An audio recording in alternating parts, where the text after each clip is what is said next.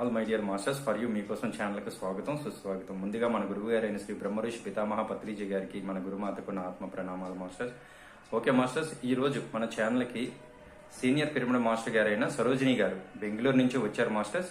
Madam గారు చెప్పబోయే topic anaesthesia book 1 5 days workshop masters. ఇది ఈ రోజు డే 1 జరుగుతుంది. ఓకే మాస్టర్స్, మేడం గారికి వెల్కమ్ చెప్పుకుందాం. Okay madam, please welcome madam, continue your section madam. Thank you madam. Thank you so much. Thank you ma. Thank you masters. A lot of love and welcome. Yes master, మనమందరం అద్భుతమైన విషయాన్ని తెలుసుకోబోతున్నాము. Ringing cedars of Russia Anastasia. ఇది book పేరండి. అనస్తాషియా గురించి ఇక్కడ తెలుసుకోవడం జరుగుతా ఉంది. ఎందుకు ఈ బుక్ గురించి మనం ఇక్కడ మాట్లాడుకుంటున్నాము, ఎందుకు ఈరోజు ఈ బుక్ విషయం అంతగా ఇంపార్టెంటా అని ఎవరికైనా ప్రశ్న వస్తే, ఇంతకు ముందు లేదు నేను ఈ పేరు వినలేదు అనిపిస్తా ఉంటే నేను కారణం చెప్తాను ఎందుకు మనం అనస్తాషియా బుక్ చదువుతున్నామని. నేను ధ్యానానికి వచ్చినప్పుడు పత్రి సార్ ఈ బుక్ గురించి ఒక 2 వీడియోల్లో విన్నాను చెప్పడం. అలా వింటూ ఆయన తన గురించి ఎంత ఇంట్రెస్ట్ చూపించారంటే, వ్లాడిమిర్ మేగ్రేతో ఇంటర్వ్యూ కూడా అయింది. అంటే ఆన్లైన్ మాట్లాడుకోవడం, ఆయన రష్యన్లో మాట్లాడడం, పత్రి సార్ ఇంగ్లీష్లో మాట్లాడడం. అప్పుడు ఆయన చెప్పారు, నాకు తనతో కలవాలి, తనతో మాట్లాడాలని కోరిక ఉంది, నేను కలవచ్చా, కెన్ ఐ మీట్ హర్, తన వాయిస్ వినాలని ఉంది అన్నారు పత్రి సార్. అప్పుడు అనుకున్నాను, అబ్బా అంటే తను ఎవరో అని నాకు అర్థమైంది. చాలా విశేషమైన వ్యక్తి, సార్ ఇంట్రెస్ట్ చూపిస్తున్నారంటే ఎంత పెద్ద మాస్టర్ అయి ఉండాలి. నేను ఖచ్చితంగా ఈ బుక్ చదవాలని మొదలెట్టానండి. చేతిలోకి బుక్ వచ్చిన వెంటనే విజ్డమ్ ఫ్లో ఎలా ఉంది అంటే అన్ని విషయాలు అర్థమైపోతున్నాయి. ఎందుకు పత్రి సార్ ఈ బుక్ చెప్పారు, ఎన్నో వేదాలు, పురాణాలు, శాస్త్రాలు, మరి ఎన్నో సిద్ధి పురుషులు ఉన్నారు, వాళ్ళు చేసే సాధనలు అలా చూస్తే మాస్టర్స్ మనం వినుంటాం, చదివి ఉంటాం, కొందరైతే చదివి ఉండొచ్చు, భాగవతాలు చదువుతున్నాం, భగవద్గీత చదువుతున్నాం, రామాయణ అయింది. అయితే అక్కడ ఏం చెప్పబడతా ఉంది, actually what is the concept, దాన్ని ఒక స్టోరీ లాగా అనుకుంటున్నాం. కాన్సెప్ట్ తెలుసుకొని ఆ కాన్సెప్ట్ ని మన రియల్ లైఫ్ లో ఏ యుగంలోనైనా సరే, అది ద్వాపరం కావచ్చు, ఈ రోజు కలియుగం కావచ్చు, మన రియల్ లైఫ్ లో అది ఎలా అప్లై చేయాలి, ఆ ఒక సీక్రెట్ ఇక్కడ మనకు అనస్తాషియా చెప్తా ఉందండి. ఎంత సింపుల్ గా ఉంది అంటే ఇంత కష్టకరమైనది కానే కాదు. ఇప్పుడు పురాణాలు, వేదాలు చదవండి అంటే మనం భయపడతాం. ఓ మా బాబాయ్ ఎవరు చదువుతారండి, మాకు ఆ భాష రాదు, మాకు అర్థం కాదు, నాకు అవసరం లేదు. సో మాస్టర్స్, నేను I'm a fan, big fan of Anastasia and I'm very lucky and thank you నాకు ఇక్కడ అవకాశం ఇచ్చారు. మళ్ళీ ఇంకోసారి మొదటి నుంచి మళ్ళీ గుర్తు తెచ్చుకోవడానికి నాకైతే రివిజన్ లాగా అనిపిస్తుంది మాస్టర్స్. సో ఓకే మాస్టర్స్, ఈ బుక్ వ్లాడిమిర్ మేగ్రే అనే అతను రాశారు. ఇది ఎక్కడ జరిగింది అంటే ఇది రియల్ అండి, ఇది ఇప్పటికీ జరుగుతూనే ఉంది. సో రియల్ స్టోరీ కాదు. సో రష్యా అందరికీ తెలిసే ఉంటుంది. మన భూమికి ఉత్తర ధ్రువానికి ఉండే ప్రదేశంలో సైబేరియా అనే ఊరుంది. ఆ ప్రదేశాన్ని అంతా సైబేరియా అంటారు. అక్కడ ఎంత చలిగా ఉంటుందంటే మనుషులు చాలా కష్టకరంగా జీవిస్తారు. అందులో కూడా ఒక టైగా ఫారెస్ట్ అని ఉంది, అది ఇంకా కష్టమైన స్థలం అన్నమాట. అక్కడ జీవించడం చాలా కష్టం. అలాంటి ఒక అడవిలో మన అనస్తాషియా ఉందండి. అక్కడి నుంచి మన దాకా ఈ విషయాలు వస్తున్నాయి, ఈ జ్ఞానం అక్కడి నుంచి వస్తా ఉంది. సో ఎలా స్టోరీ స్టార్ట్ అవుతుంది, వ్లాడిమిర్ మేగ్రే ఈ బుక్ రాయడానికి కారణం ఏంటి అని చూద్దాం. వ్లాడిమిర్ మేగ్రే ఒక బిజినెస్ మ్యాన్. ఆయన బిజినెస్ మ్యాన్ అంటే పక్కా బిజినెస్ మ్యాన్. ఏదైనా ఆలోచన చేసి దాంతో డబ్బు ఎలా సంపాదించాలి ఆ మనస్తత్వం ఉండే ఆయనకు వేరే ఏమీ తెలియదు. డబ్బు డబ్బు డబ్బు డబ్బు, బిజినెస్ బిజినెస్ బిజినెస్. సో ఒక బిజినెస్ కాదు, ఎన్నో బిజినెస్ చేస్తున్నారు. అయితే మన స్టోరీ స్టార్ట్ అయినప్పుడు ఆయన బిజినెస్లో లాస్లు వచ్చేస్తాయి. Loss loss loss. చాలా కష్టకరమైన సమయం వచ్చింది. ఎందుకో ఏ బిజినెస్ చేసినా అందులో లాస్ అన్నమాట. సో నేను ఇప్పుడు చెప్పిన ప్రాంతానికి మీరు ఆలోచించి చూడండి. అక్కడ మనలాగా సిటీస్ ఉండదు. ఓపెన్‌గా తిరిగే వాళ్ళు ఉండరు. అలాంటి ఒక ప్రదేశంలోకెళ్ళి అక్కడ కావాల్సిన సరుకుల్ని వాళ్ళకి అమ్మి, వాళ్ళు తయారు చేసిన వస్తువుల్ని ఇక్కడ తీసుకొచ్చి మన సిటీలో, అంటే అక్కడ రష్యాలో ఉండే సిటీ అంటే క్యాపిటల్ సిటీ, రాజధాని మాస్కో. మాస్కో లాంటి ప్రదేశంలో అమ్మడం. ఇది ఒక బిజినెస్ అన్నమాట. సో, అలా బిజినెస్ చేయాలి, ఏదో ఒక కొత్తగా స్టార్ట్ చేయాలనుకుని వ్లాడిమిర్ మీగ్రే ఆ ప్రదేశంలోకెళ్తారండి. అక్కడ వెళ్ళడానికి అడవిలో వెళ్ళలేరు. అందుకే సముద్రం దారిలో వెళ్తారు. సముద్రం దారితో వెళ్తే ఇంత పెద్ద దేశం చూసారు కదా! రష్యా ఎంత పెద్ద దేశం. అలా చుట్టి వెళ్ళాలి. సో, ఫస్ట్ నది దారిగా మరి సముద్ర దారిలో వెళ్తున్నారు. షిప్ ఏసుకొని పెద్ద పెద్ద షిప్ ఏసుకుంటారండి. చిన్న చిన్న బోట్ అంతా వెళ్ళవు. సముద్రంలో చిన్న బోట్ తీసుకెళ్లరు. సో, అలా ఒక పెద్ద షిప్పు. ఇక పెద్ద షిప్ ఉందంటే అందులో మనుషులు కావాలి గదండీ పని చేయడానికి. మరి తనకు ఏ బిజినెస్ చేయాలన్నా హెల్పర్స్ కావాలి. సో, ఒక అయే 50 మంది మనుషుల్ని ఎత్తుకొని ఆయన ఆ షిప్‌లో వెళ్తున్నారు. ఆ 50 మంది ఉన్నారంటే వాళ్ళకి రోజు ఫుడ్ పెట్టాలి. అది కూడా ఖర్చే కదా! వాళ్ళకి ఫుడ్ పెట్టాలి. వాళ్ళు చేసే నకరాలన్నీ చూసుకోవాలి. ఎందుకంటే 50 మంది ఉన్నారంటే వాళ్ళు పొట్ లేబర్ క్లాస్ పోట్లాడుతూ ఉంటారు. అలా చాలా రిస్కీ జాబ్ అన్నమాట. అలా 3000 kilometres are 3500, more than 3000. 3500 kilometres travel చేస్తూనే ఉన్నారు. ఎక్కడ ఏ బిజినెస్ దొరకలేదు. చాలా టెన్షన్ పడిపోతున్నారు. అబ్బా! ఇంత ఖర్చయిపోతా ఉంది. అసలు ఏ జాబ్, బిజినెస్ ఏది దొరకటం లేదు. ఉట్టి చేతులతో రిటర్న్ వెళ్ళాలంటే చాలా టెన్షన్‌గా ఉంది అని బాధపడుతూ ఉన్నారు. అప్పుడేమవుతుందంటే ఆ సముద్రంలో వెళ్తుంటే అలా ఊర్లో ఉండేవాళ్ళు బీచ్ పక్కనే ఎవరు ఇల్లు కట్టుకోరు కదండీ! ఊరుంటుంది. అక్కడి నుంచి లోపలికెళ్తే ఊరనమాట. సో, 10 కిలోమీటర్స్, 20 కిలోమీటర్ల లోపల ఉంటాయి ఊరు. అక్కడి నుంచి మనుషులొచ్చి బీచ్‌లో నిలబడితే, ఇలా షిప్‌లో వెళ్ళే వాళ్ళకి వాళ్ళు కనిపించి అప్పుడు బిజినెస్ వ్యాపారం మాట్లాడుకుంటారు. అలా ఒకప్పుడు బ్ వ్లాడిమిర్ వెళ్తున్నారు షిప్‌లో. ఒక ఒడ్డున, సముద్రపు ఒడ్డున బీచ్ పైన ఇద్దరు మనుషులు కనిపిస్తున్నారు. ఊపుతున్నారు వాళ్ళు చెయ్యి. "హలో! ఇటు రండి" అని. సరే, సరే ఏదో బిజినెస్ ఉంటుందని పెద్ద షిప్‌ని బీచ్ దగ్గర తీసుకెళ్ళలేరు. మీరంతా తెలిసే ఉంటుంది. వైజాగ్ అక్కడంతా చూసే ఉంటారు. పెద్ద షిప్ సముద్రంలో ఉంటుంది. ఒక చిన్న బోట్‌లో కొందరు దిగి అలా వచ్చి ఇక్కడ వాళ్ళని కలుసుకుంటారనమాట. సో, అలా ఇక్కడ వ్లాడిమిర్ మేగ్రే ఒక నలుగురిని ఎత్తుకొని ఆ షిప్‌లో వాళ్ళందరితో కలిసి వస్తారు. కింద దిగి వస్తే మాట్లాడతారు. "ఏంటయ్యా ఏముంది? ఏవైనా వస్తువులున్నాయా? అమ్మాలనుకున్నారా? ఏమైనా పదార్థాలున్నాయా?" "ఏమీ లేదు. ఒట్టి చేతులతో ఉన్నారు. మీరు ఏం కావాలి? ఎందుకు మమ్మల్ని ఇక్కడ రప్పించుకున్నారంటే, మాకు మీ సహాయం కావాలి. మా ఊర్లో ఒక చెట్టుంది. ఆ చెట్టు నరకాలి. దానికొక 20 మంది, 20 గాని, 30 మంది గాని కావాల్సొస్తుంది. మీరెక్కువ మందిని తీసుకొస్తే తొందరగా అయిపోతుంది. మా ఊరు ఇక్కడి నుంచి 25 కిలోమీటర్లుంది" అని చెప్తారు. ఈయనంటారు, "అదేంటి దానికోసం నేనెందుకు అంత శ్రమ చేస్తాను? ఏం లాభం? నేనెందుకు చేస్తాను?" అని ఛీ! పిచ్చిగా పిలిచారు. మా టైం వేస్టు వెళ్ళిపోతాం అంటూ ఉంటే వాళ్ళప్పుడు బతిమాలుతారనమాట. "ప్లీజ్, ప్లీజ్, ప్లీజ్ వెళ్ళొద్దు. చాలా విశేషమైన చెట్టు అది" అని అప్పుడు ఆ ఇద్దరిలో ఒక పెద్దాయన ఉంటారనమాట. ఆ పెద్దాయన అంటుంటారు. ఆయన మాట్లాడతారు. "చాలా విశేషమైన చెట్టు అది. సెడార్ వృక్షం." సెడార్ అంటే ఆ ఊర్లో చాలా పాత కాలపు వృక్షాలనమాట. మన ఊర్లో ఎలా అయితే బానియన్ ట్రీ, పీపల్ ట్రీ ఉంటాయి చూడండి. 100 ఏళ్ళు ఉంటాయి. అలాంటివన్నమాట. అది ఒక సెడార్ వృక్షం. అది చాలా విశేషమైనది. దానికి అద్భుత శక్తులున్నాయి. దానికి మెడిసినల్ వాల్యూ అంటే ఆహ్, మెడిసినల్ వాల్యూతో పాటు మ్యాజిక్ వాల్యూస్ కూడా ఉన్నాయి. ఆ చెట్టులో ఉండే ఒక చిన్న పీస్ కూడా, చిన్న మొక్క మనం ఇలా యేసుకుంటే దాని ప్రభావంతో మనం శరీరంలో ఉండే రోగాలన్నీ వెళ్ళిపోతాయి. మరి అలా రోగాలెళ్ళిపోయాయంటే శరీరం ఎలా మారుతుంది? ఒక ఆరోగ్యవంతమైన శరీరంగా మారుతుంది. అలా ఆరోగ్యవంత శరీరం ఎలా ఉంటుందండి?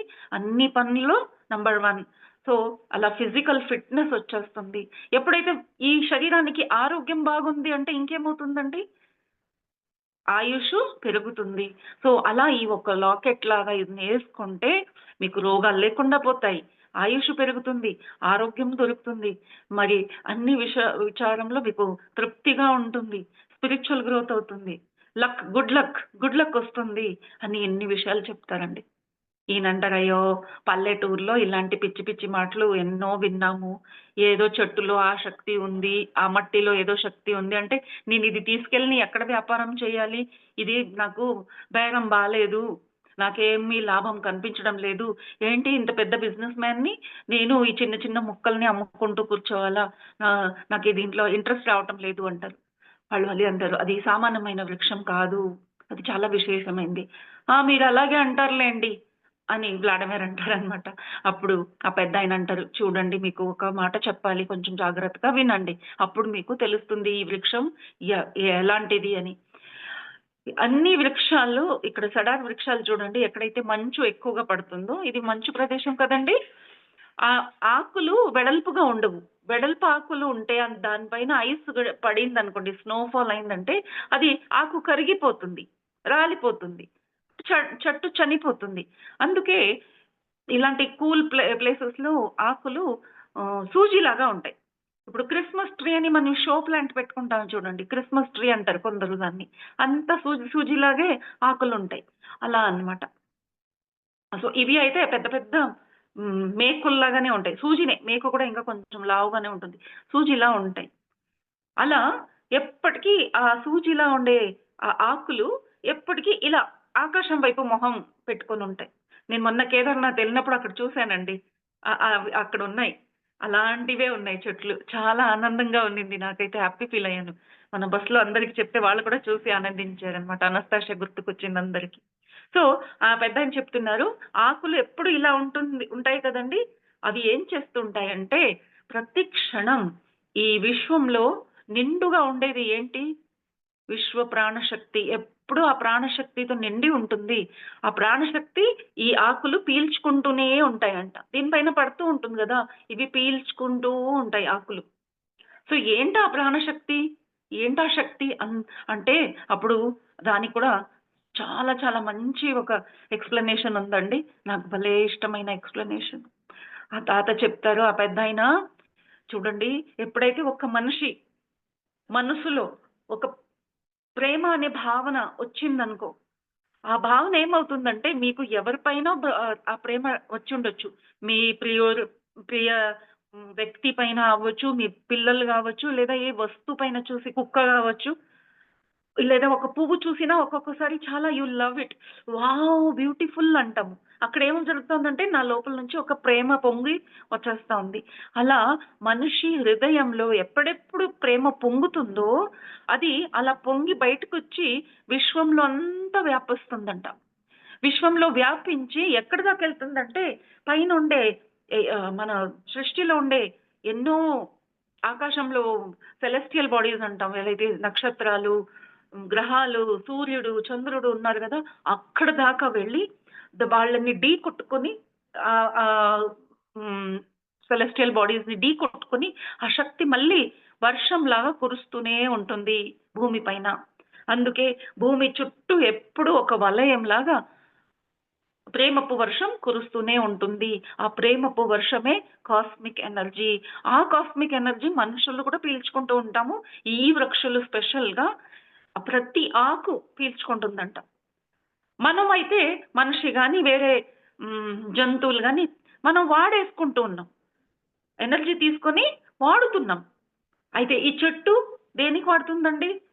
దానికి కావాల్సిన కొంచెం ఎనర్జీ మాత్రమే వాడుకొని మిగతా అంతా స్టోర్ చేస్తా ఉంటుందంట. అలాగే మనిషి మనసులో ప్రేమ వచ్చిందంటే ఇలా ఒక ప్రేమపు వర్షం కురుస్తా ఉంది. అలాగే మనిషి హృదయంలో చెడు భావనలు, ఈర్ష, ద్వేష, కుట్ర, కుతంత్ర ఇలాంటివొచ్చినా అది కూడా భావనలే కదండీ! అవి కూడా అలా వస్తే ఎవరినైనా చూస్తే ఛీ! అని ఏదైనా థాట్ వచ్చిందా మీకు? అవి కూడా బయటకొచ్చేస్తున్నాయి కదా! అవి ఎక్కడికెళ్తాయంటే అవి కూడా పోటీ పడతాయంట. గుడ్ అండ్ బ్యాడ్ ఎప్పుడు పోటీలో ఉంటాయి. నేను నేను గ్రేట్ అని. అలాగే ఇలాంటి చెడ్డ భావనలు కూడా బయటకొచ్చి పోటీ పడతాయి. అయితే అవి అంత దూరం దాకా ఎగరలేక అవి భూమిలోకి పడిపోతాయంట. భూమి పైన పడిపోయి భూమి లోపలికెళ్తాయి. పాతాళంలోకి వెళ్తాయి. లోపలికి వెళ్ళి అక్కడ లోపల ఉండే మినరల్స్ మరి కోర్ ఆఫ్ ద ఎర్త్ ఏదైతే ఉందో అక్కడి దాకా వెళ్ళి తగులుతుందంట. అక్కడి నుంచి ఢీ కొట్టుకొని మళ్ళీ అవి బయటకొస్తాయి. ఎనర్జీస్ కదా, ఫ్లో ఉంటుంది. ఫస్ట్ ఫ్లో లోపల వెళ్తుంది, భూమి లోపల దిగిపోతుంది. ఆ తర్వాత అక్కడి నుంచి మళ్ళీ పైకి వస్తుందంట. ఎప్పుడైతే ఈ చెడ్డ ఆలోచనల శక్తి ఏదైతే ఉందో అది భూమి లోపల నుంచి పైకి వచ్చేసరికి అదే సునామీ లాగో, భూకంపం, మరి వాల్కనో, ఏమంటారు, జ్వాలాముఖి, అలాంటివి రూపం వచ్చేస్తాయంట. సో ఇది విన్న తర్వాత మనకేం తెలుస్తుందండి? మన చుట్టుపక్కన ఉండే అన్నిటికీ మనం ఏదైనాకైతే ప్రకృతి అంటామో ఆ ప్రకృతి కారణం మనమే. ప్రేమపు వర్షానికి కారణం మనమే, భూకంపాలకి కారణం మనమే అండి. మనిషిలో ఉండే ఫీలింగ్సే ఈ సృష్టి. మీరు మంచి ఫీలింగ్ పెట్టుకున్నారంటే క్లైమేట్ బాగుంటుంది, అన్నీ సరిగ్గా జరుగుతూ ఉంటాయి. ఇక్కడ మన ఫీలింగ్స్ బాగలేవు అంటే అన్నీ తేడాలుగా ఉంటాయి. సో అలా ఒక చెట్టు ఈ వర్షపును బాగా కలెక్ట్ చేస్తూనే ఉంటుంది. ఎప్పుడు దాకా చేస్తుందంటే ఈ వృక్షానికి వయసు 550 సంవత్సరం అంట. ఈ చెట్టు 550 సంవత్సరం దాకా కంటిన్యూస్ గా, చూడండి ఎలా అసలు కల్పించగలమా? ఊహ కూడా మనకు రాదు ఎలా ఉంటుందా అని. 550 సంవత్సరం దాకా ఆ చెట్టులో ఎనర్జీ, లవ్ ఎనర్జీ నిండుగా నిండిపోతుందంట. ఆ తర్వాత ఏమవుతుందంటే ఇప్పుడు నిండిపోతే దానికి ఒక లిమిట్ ఉండదు, లిమిట్ అయిపోతుంది. 550 ఇయర్స్ అంటే లిమిట్ క్రాస్. అప్పుడు ఏం జరుగుతుందంటే ఇంకా ఆ చెట్టు ఫుల్ రెడీ అయిపోయింది, దాన్ని నరికి కట్ చేసి ఏదైనా యూజ్ చేయాలంట. చేయకపోతే అందులో ఉండే శక్తికి అక్కడ లోపలే మంటలు వచ్చేస్తాయి. ఆ తాత చెప్తున్నారు, అక్కడ పెద్దాయన లాడమెరికి స్టోరీ చెప్తున్నారు. ఆ చెట్టుని నరకాలా? ఇప్పుడు ఆ చెట్టు మా ఊర్లో ఒక చెట్టు ఉందండి, 550 సంవత్సరాలు అయిపోయింది. అది ఇప్పుడు మోగుతా ఉంది, నన్ను కట్ చేయండి అని తను చెప్తుంది. ఎలా తెలుస్తుంది? అదర్వైజ్ 550 అంటే ఎవరు చూశారు? చెట్టే చెప్తుందంట నాకు అయిపోయింది అని. అందులో నుంచి గుయ్యమనే ఒక శబ్దం వస్తూనే ఉంటుందంట.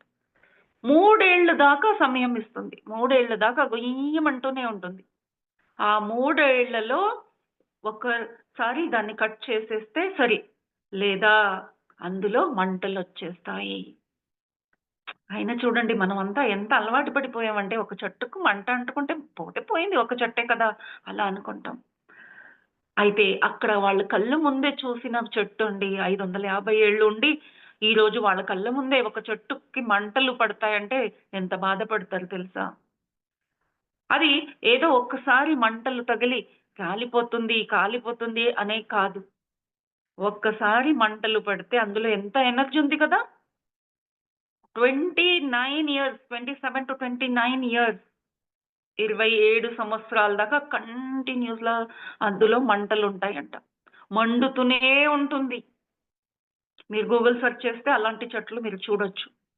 నేను చూశానండి. పైనుంచి చూస్తే ఎంత బావుందో చెట్టు. అక్కడ ఒక చిన్న హోల్ ఉంటే కెమెరా పెట్టి చూపిస్తున్నారు. అందులో ఫ్యాక్టరీ లాగా లోపల మంటలు. ఎలా ఉంటుందండి? మనకు ఒక్కొక్కప్పుడు ఏదో అక్కడ తిని యాసిడిటీ అయితే మంటొస్తే ఎంత ఇబ్బందిగా ఉంటుందో. అది నిజమైన మంట కూడా కాదు. అలాంటిది ఒక చెట్టులో 27 సంవత్సరాలు కంటిన్యూస్ మంటలొస్తాయని ఆ తాత బాధపడుతూ చెప్తున్నారు. సమయం అయిపోయింది. ఆల్రెడీ 1 ఇయర్ నుంచి మోగుతా ఉంది. ఈ సంవత్సరం మనం కట్ చేస్తే మంచిది. ఎందుకంటే నాకు ఇంతమంది నాకు దొరకరు. మీ దగ్గర అన్ని ఇవి ఉంటాయి, సామాన్లుంటాయి అది కట్ చేసేది. ప్లీజ్ నాకు హెల్ప్ చేయండి అని. ఇప్పటికి వ్లాడిమిర్‌కి ఇంట్రెస్ట్ లేదు. అయ్యో! ఆ చెట్టు తీసుకొని నేనేం చేయాలి? అందులో ఏముంది అంటే, అందులో ఉండే ఒక కాయి, పువ్వు, కోన్స్ అని వస్తాయి అందులో.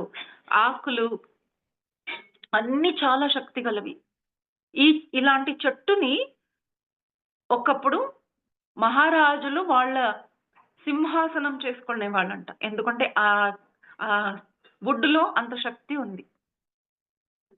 మరి చాపెల్స్ అంటే చర్చులు ఉంటాయి గదా! చర్చు కట్టేటప్పుడు ఈ సడారు వృక్షంతోనే కట్టేవారంట. ఆ చర్చ్‌లో కూర్చుంటేనే మనుషులు ఆరోగ్యం సరి అయిపోవడము, వాళ్ళ కష్టాలన్నీ తొలగిపోవడము అలాంటివి ఆటోమేటిక్‌గా జరిగేవి. సో, ఇప్పుడు ఎవరు అలాంటివి కట్టడం లేదు. అందుకే మాకు బిజినెస్ లేక ఇలా అయింది. ఎవరు కట్ చేయడానికి దొరకటం లేదు. ప్లీజ్ కట్ చేయండి. చూడండి మేము కూడా వేసుకునే ఉన్నాము. ఇలా ఉంటుంది అని చూపిస్తారు అక్కడ యేసుకున్నది. ఇది యేసుకుంటే ఎన్ని రోజుల నుంచి మీరేసుకున్నారు? అది చూస్తే ఒక చిన్న మన చెక్కెలాగా ఉంది. మనం మసాలాలో ఉంటుంది చూడండి దాల్చిన చెక్క. అలా ఉందంట. ఇది ఎన్ని రోజుల నుంచి యేసుకున్నారు? అంటే ఆయనంటారు 89 ఇయర్స్ నుంచి యేసుకున్నాను. 89 ఇయర్సా? మీ వయసెంత? ఎప్పుడేసుకున్నారిది? ఆయనప్పుడంటారు, నా వయసు 120 1 year 119 17 I can't tell in Telugu. So, 119 years అని చెప్తారు.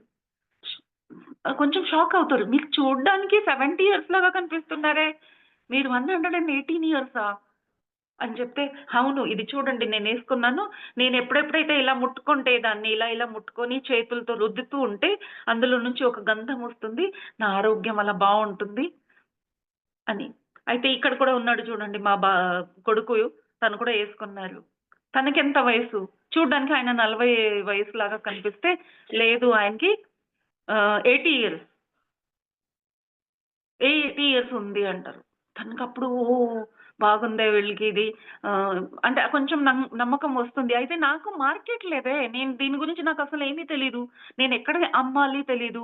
మార్కెటింగ్ ఎలా చేయాలి? నాకు తెలియని విషయాన్ని తీసుకొనెళ్ళి నేను బిజినెస్ ఎలా పెట్టుబడి పెట్టాలి? నాకు ఇంట్రెస్ట్ లేదు అని అంటారు. ఇంత చెప్పినా ఇంట్రెస్ట్ చూపించరనమాట. ఇక్కడ పెద్దాయన మాట్లాడుతూ ఉంటే బాబు చిన్న వాడు వాళ్ళ కొడుకు ఏదైతే ఉన్నారో వాడికి అసలు టెన్షన్ అన్నమాట.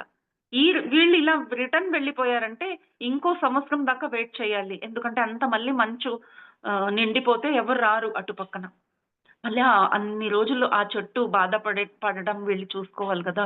అలా చాలా కష్టపడతాడన్నమాట. ఎంత చెప్పినా వీళ్ళిక్కడ వినిపించుకోరు. అప్పుడు వ్లాడిమిర్‌తో పాటు ఇంకా కొందరొచ్చారు కదా! షిప్‌లో ఉన్నారు. అందులో నుంచి ఒక అమ్మాయి దిగి వస్తుంది. "సార్ టైమ్ అయింది పదండి సార్ వెళ్దామని." సో, అలా చెప్పేసరికి వ్లాడిమిర్ అంటారు, "యెస్. యెస్. పద పద లేట్ అయిపోతుంది. మనకింకా ముందు ఎళ్ళాలి" అని అక్కడి నుంచి తిరిగి వెళ్ళడం జరుగుతుందండి. ఇంక వెళ్ళేటప్పుడు ఆహ్, హ్మ్. ఆ తాతగారి కొడుకు అంటారు, వేరే ఏదైనా చెప్పు నాన్న ఆయన ఒప్పుకునేటట్టు ఏదైనా చెప్పు. ఆయన వెళ్ళిపోతున్నాడు. చాలా ఇబ్బంది అవుతుంది" అని చాలా బతిమాలుతాడనమాట. ఏడుపొచ్చేటట్టు మాట్లాడుతున్నాడు. అయితే తాతకంతా తెలుసు. ఆయన ఎమోషనల్ అవ్వకుండా ఆ అమ్మాయి ఉంటుంది గదండీ! వ్లాడిమిరు ఆయనతో వచ్చిన వాళ్ళు అలా షిప్‌లో వెళ్తుంటే ఆ అమ్మాయి చెయ్యి పట్టుకొని తన చేతిలో ఒక డాలర్ పెడతారంట. ఆ డాలర్ పెట్టి "నువ్వు కట్టుకో దీన్ని" అని చెప్పి వాళ్ళని పంపించేస్తారు. సరే అని అందరూ పెద్ద షిప్‌లోకొచ్చేస్తారు. అక్కడి నుంచి చూస్తే బాబు అంటే ఆ పెద్దాయన కొడుకు అలా కూర్చొని ఏడుస్తున్నాడంట. మిస్ అయిపోయింది అని. ఆ తాత ఓదార్చుతూ ఉన్నారు. ఏంటో వీళ్ళ గోల, ఈ పల్లెటూరు వాళ్ళు, ఈ అడవిలో ఉండే జనాంగాలు దేన్నో నమ్ముతారు. పిచ్చి పిచ్చిగా నమ్మేస్తారు. దాని మీద ఎంత అభిమానం పెట్టుకుంటారు. దాన్నే ఎంత ఎక్కువగా నమ్ముతారని అలా జనరల్‌గా మనం మాట్లాడుకుంటాం కదండీ! అలా అనుకుంటూ ఉన్నారు. అప్పుడు ఆవిడ గొంతులో ఆ లాకెట్ చూసి "నీకిదెలా దొరికింది? ఎవరిచ్చారు?" అని అడుగుతారు వ్లాడిమిర్. "సార్ మీరంతా వచ్చేటప్పుడు ఆ పెద్దాయన ఉన్నారే నా చెయ్యి పట్టుకొని నాకిచ్చారండి. కట్టుకోమన్నారండి" అంటే "సరే సరేలే ఒక లాకెట్ దొరికింది నీకు" అలా కొంచెం జోక్ చేసుకుంటూ ముందుకెళ్తారు. అయితే ఈసారి ఆయన ఎంత తిరిగినా ఏ బిజినెస్ దొరకక రిటర్న్ రావాల్సొస్తుంది. వాళ్ళ ఊళ్ళకి రిటర్న్ వస్తారు. వ్లాడిమిర్‌కు ఎన్నో సార్లు ఇలా వెళ్లారు వాళ్ళు బిజినెస్ ట్రిప్. అయితే ఈసారి వ్లాడిమిర్ రిటర్న్ వచ్చిన తర్వాత ఆయనకి ఎందుకో జబ్బు. అస్సలు జలుబు, లూజ్ మోషను ఏంటో కంటిన్యూయస్‌గా అస్సలు సరిపోవడం లేదు. అలా ఏం మందులు వాడినా సరిపోవడం లేదు. మరి కొన్ని రోజులు ఆయన హాస్పిటల్‌లో ఉండాల్సొచ్చింది. డాక్టర్స్ కూడా అంటారు, "ఏమోనండి తెలియటం లేదు. ఈ ఈ మందు ట్రై చేద్దాం, ఆ మందు ట్రై చేద్దామని" ఎక్స్‌పెరిమెంట్ చేస్తున్నారంట. అలా 2, 3 నెలల పాటు ఆయన హాస్పిటల్‌లోనే ఉంటారు. సరిపోలేదు. అప్పుడు ఒక డాక్టర్ వచ్చి, "సార్ మాకు తెలిసిన ఒక ఆవిడ ఉంది. తను నాటి వైద్యం చేస్తుంది. మీరేమీ అనుకోకపోతే ఆ మెడిసిన్ ట్రై చేయొచ్చా?" అంటే, ఓకే. ఏదో ఒకటి నాకు ఆరోగ్యం సరిపోవాలి అని చెప్తారు. అప్పుడు చూడండి, ఆయన కంప్లీట్ బెడ్ రిడెన్ ఏం కాదు. Business man. ఇప్పుడు నా బిజినెస్ అంతా లాస్ అయిపోతా ఉంది. హాస్పిటల్‌లో ఉండి టైమ్ వేస్ట్ చేయకూడదు అని ఆయన హాస్పిటల్‌లో ఉన్నప్పుడు ఏం చేస్తారంటే, అలా రిసర్చ్ వర్క్, పేపర్స్, మార్కెట్‌లో ఈ సెడార్ వృక్షం గురించి ఏం మాట్లాడుతున్నారు అనే విషయం తెలుసుకోవడం మొదలెడతారనమాట. ఎలా ఉంది మార్కెటు? ఎందుకంటే తనకది కొత్తగా విషయం తెలిసింది. ఇది సేల్ చేయొచ్చు అని. అప్పుడు చూస్తే ఎందుకంటే ఆయన ఎప్పుడు ఈ ఈ వ్యాపారం చేయలేదు. ఆ సెడార్ వృక్షానికి ఎంత మార్కెటింగ్ ఉందంట. ఎంత కాస్ట్‌లీ అంట అది. అది లాకెట్ అమ్మినా ఆహ్, వే దాని విలువ ఎక్కువ. మరి అందులో ఉండే కాయలుంటాయి చూడండి. ఆ విత్తనాలతో నూనె తీస్తే ఆ నూనె కూడా అంతే కాస్ట్‌లీ అంట. ఆకులతో తయారు చేసిన పర్ఫ్యూమ్స్ అది కూడా చాలా కాస్ట్‌లీ అంట. సో, అప్పుడు తను అవన్నీ రిసర్చ్ చేస్తారు. అరెరే! ఇది ముందే తెలీదే నాకు. బావుంది. అయితే ఇప్పుడు నేను ఈసారి మళ్ళీ వెళ్ళి ఈ బిజినెస్ చేస్తాను. ఎవరైనా మార్కెటింగ్‌లో ఉన్నారా చూడాలి అని కొందరి మార్కెటర్స్‌తో కాంటాక్ట్ చేయడం మొదలెడతారు. అనుకుంటూ ఉంటారు. మొదలెట్టలేదు. అనుకుంటారు. ఎవరినైనా కలవాలి, బిజినెస్ చేయాలంటే అక్కడి నుంచే అంటే వేరే కంట్రీ నుంచే కాంటాక్ట్స్ వస్తాయి. ఆయన ఒకతను ఆయుర్వేదలాగా ఆహ్, అన్ని వృక్షాలతో చేసే ఔషధీల గురించి తెలుసుకున్న అతను. ఆయన పెద్ద పెద్ద ఉంగరాలు పెట్టుకున్నారంట. క్రిస్టల్స్ అవన్నీ బిజినెస్ చేసేవారంట. ఆయనొచ్చి చెప్తారు.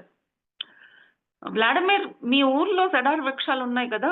నువ్వు నాకు విత్తనాలు అందజేస్తావా? ఆ బిజినెస్ ఆర్ యూ ఇంట్రెస్టెడ్? నువ్వు విత్తనాలు తెచ్చిస్తే మేము ఆయిల్ చేసి దాన్ని సేల్ చేస్తాము" అని. "మార్కెట్ బాగుంది. నువ్వు సప్లై చేస్తావా విత్తనాలు" అని.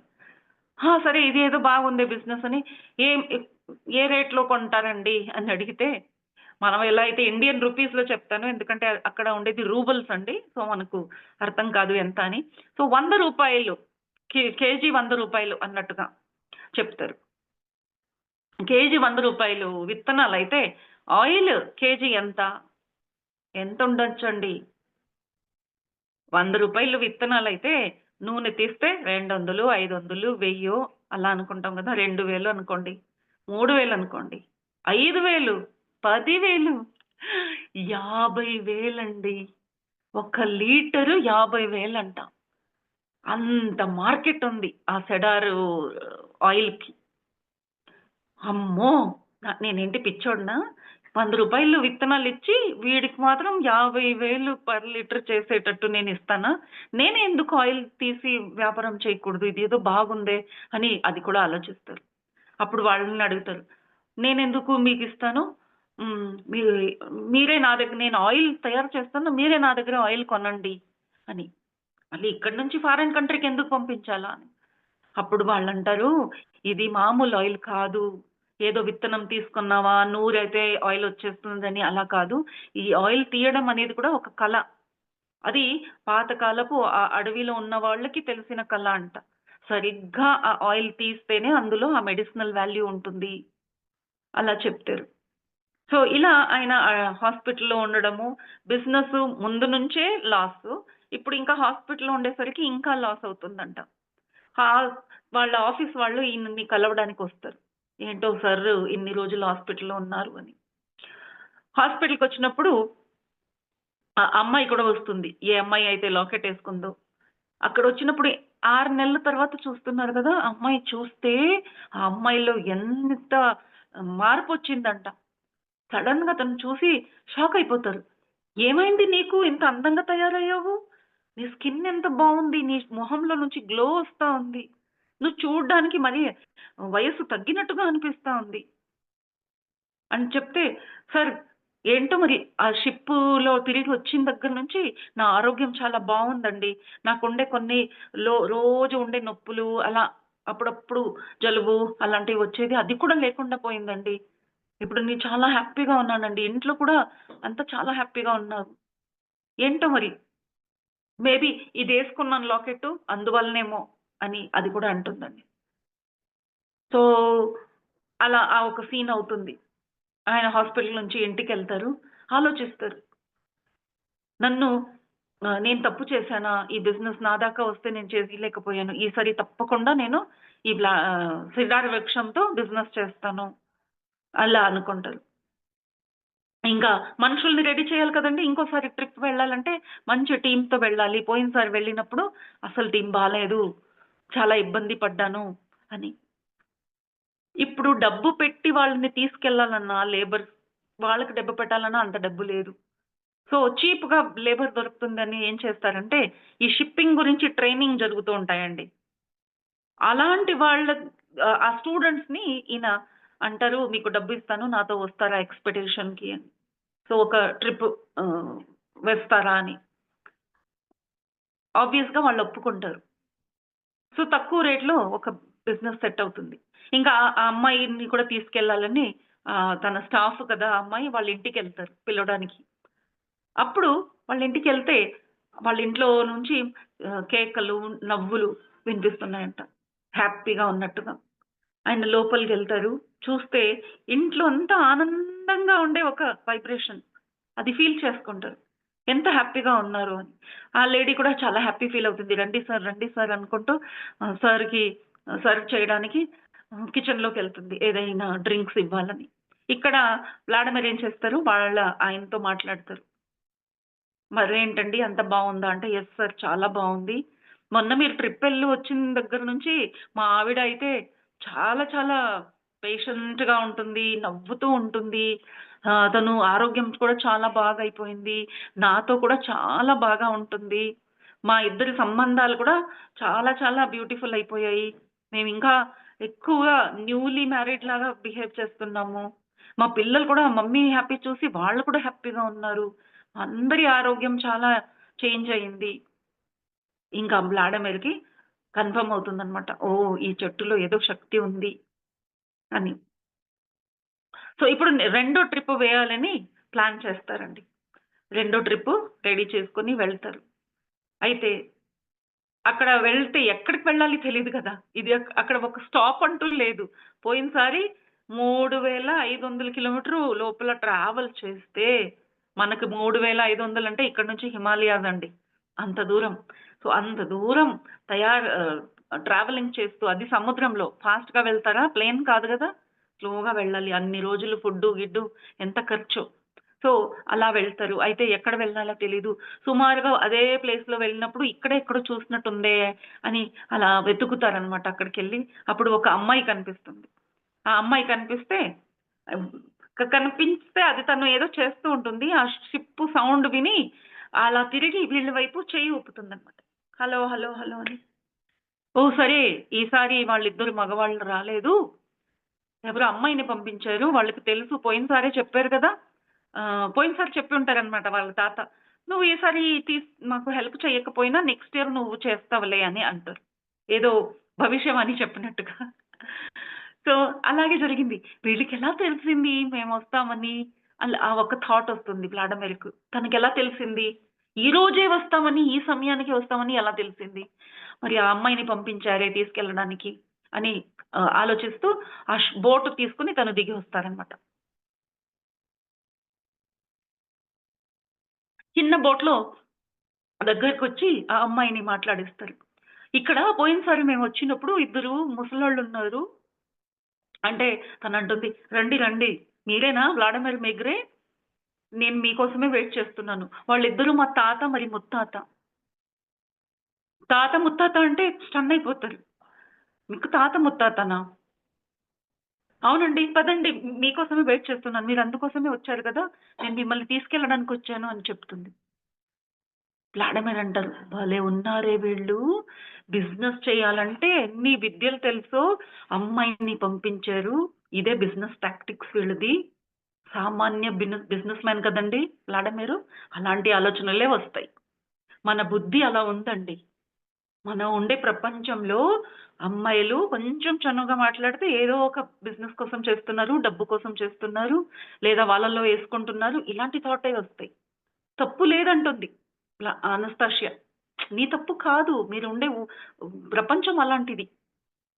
సో ఇక్కడ కూడా వ్లాడిమిర్ తనని చూసి, ఎందుకంటే అందమైన అమ్మాయి, వయసులో ఉండే అమ్మాయి, దష్టపుష్టంగా ఉందంట. అయితే తను వేసుకున్న డ్రెస్ ఎలా ఉందంటే చిన్న ఫ్రాక్ వేసుకుంది. తొడలు కనిపిస్తున్నాయి. పైన ఒక చిన్న జాకెట్ వేసుకుంది. ఎందుకు అలా డ్రెస్ వేసుకోవాలి? మోడలింగ్ చేసే వాళ్ళు వేసుకుంటారు కదా. ఓ మోడలింగ్ వాళ్ళు అందుకే ఒళ్ళు చూపిస్తూ వేసుకుంటారు, అందరిని అట్రాక్ట్ చేయడానికి. లేదంటే ఇక్కడ ఎంత చలి! వ్లాడమీరే 5 కోట్ వేసుకున్నారంట. ఒక లోపల షర్టు, దానిపైన అలా blazer, jacket, over coat, for coat అంటూ 5 జాకెట్ వేసుకున్నారు. అంత చలి ఉంది. ఇంత చలి సమయంలో ఒక అమ్మాయి ఇలాంటి డ్రెస్ వేసుకుందంటే వీళ్ళు బుద్ధి ఎలాంటిదో, బిజినెస్ కోసం ఎలా చేస్తున్నారబ్బా అలా అనుకుంటారు. నాకేం పోయా, నేను బిజినెస్ మ్యాన్ని. నేను ఇలాంటి అమ్మాయిలు ఎంతమందిని చూశాను. ఇది చూడండి, ఈ స్టోరీ 1996లో నడిచిన స్టోరీ అన్నమాట. ఇది అప్పటికి మనకు తెలిసిన విషయమే. బిజినెస్ మెన్ అని బిజినెస్ పని మీద ఎవరైతే తిరుగుతూ ఉంటారో జెంట్స్‌కి ఎక్కువగా ఈ అమ్మాయిల అలవాటు, తాగుడులు, ఎందుకంటే బిజినెస్ మీటింగ్స్‌లో అలా షో ఆఫ్ చేయడాలు వాళ్ళకి అలవాటు ఉంటుంది. సో ఇక్కడ మన వ్లాడిమిర్ మేక్రైని గుర్తుపెట్టుకోండి. చాలా పెద్ద బిజినెస్ మెన్. ఆయన అది రష్యా లాంటి ఊర్లో, అది ఆ సమయంలో 1996లో మేల్ డామినేటెడ్ ప్రపంచంలో అమ్మాయిలంటే అలా వస్తువులే. సో తనకు ఎక్కడ వెళ్ళినా అమ్మాయిలు వీక్‌నెస్ అన్నమాట. తాగుడు మరి అమ్మాయిలు. సో ఇక్కడ కూడా ఆ అమ్మాయిని చూసి నాకు ఇది చేస్తా ఉంది, అట్రాక్ట్ చేస్తా ఉంది తను అని తన వైఫ్ వెనక వెళ్తారు. ఆ పాపం అనస్తాషియా తన పరిచయం ఇస్తుంది. నా పేరు అనస్తాషియా అని. సో తను అలా విషయాలు చెప్పుకుంటూ, ఆ అడవి గురించి చెప్పుకుంటూ అలా తీసుకెళ్తుందన్నమాట. ఈయన మెస్మరైజ్డ్ అంటే ఏదో మోహితనై తన వైపు వెనక అలా కుక్క పిల్లలాగా వెళ్తుంటాడంట. అసలు ఏ ఆలోచన లేకుండా తను రమ్మంటే వెళ్ళిపోవడమే. అలా వెళ్తూ, వెళ్తూ అయితే తన మనసులో ఏం జరుగుతోందంటే తను మాట వినటం లేదు. ఆ శరీరాన్నే ఎక్కువగా చూస్తున్నాడు.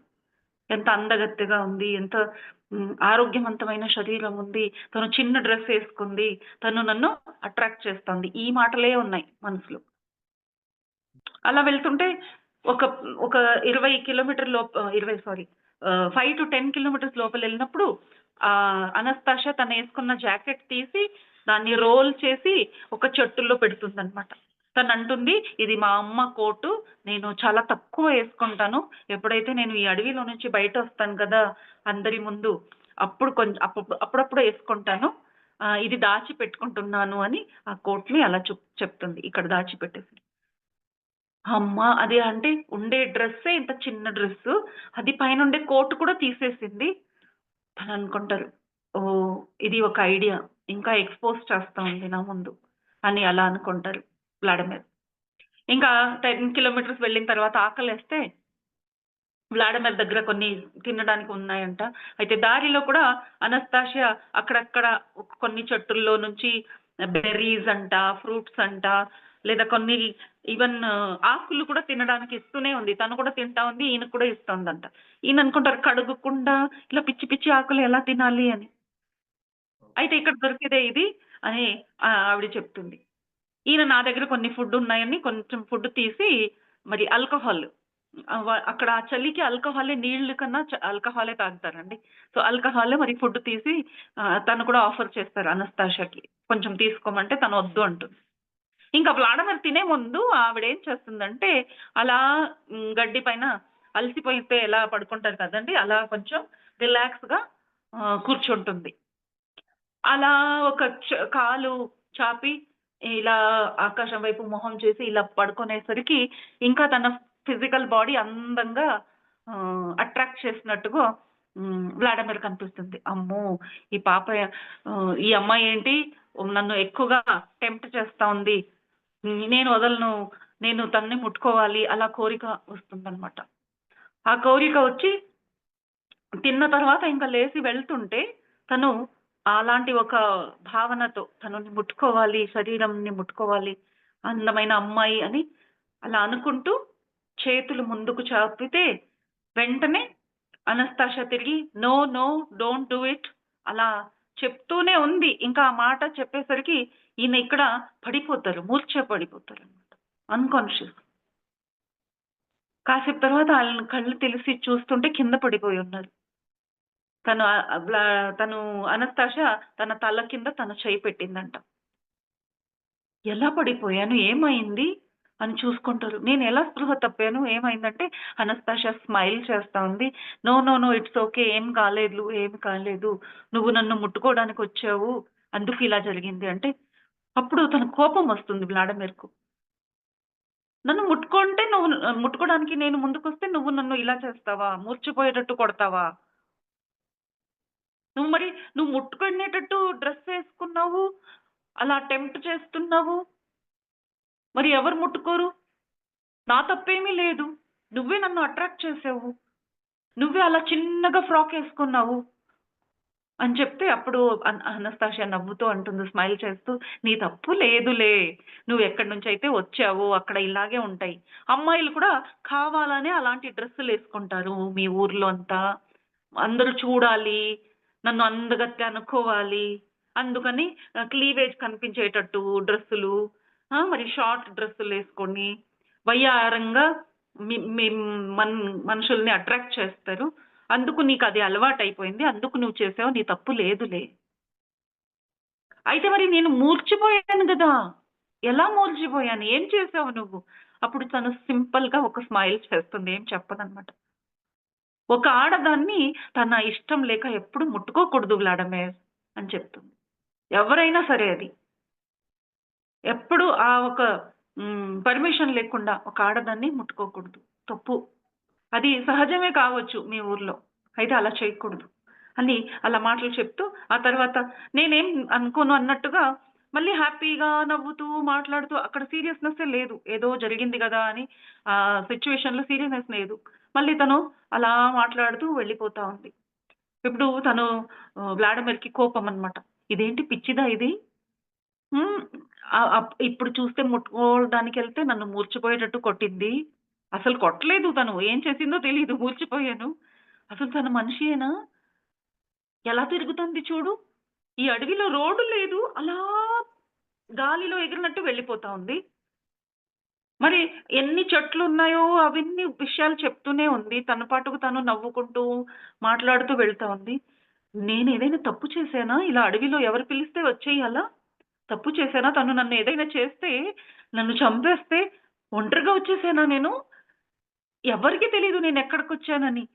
ఎలా తెలుసుకుంటారు నాకేదైనా జరిగితే అని భయపడతారు. అప్పుడు సరే ఇక అక్కడి దాకా తీసుకెళ్తుంది గదా! ఇంకొచ్చేసాను ఇంకేం చేయలేను అని తన వెనక వెళ్తారండి.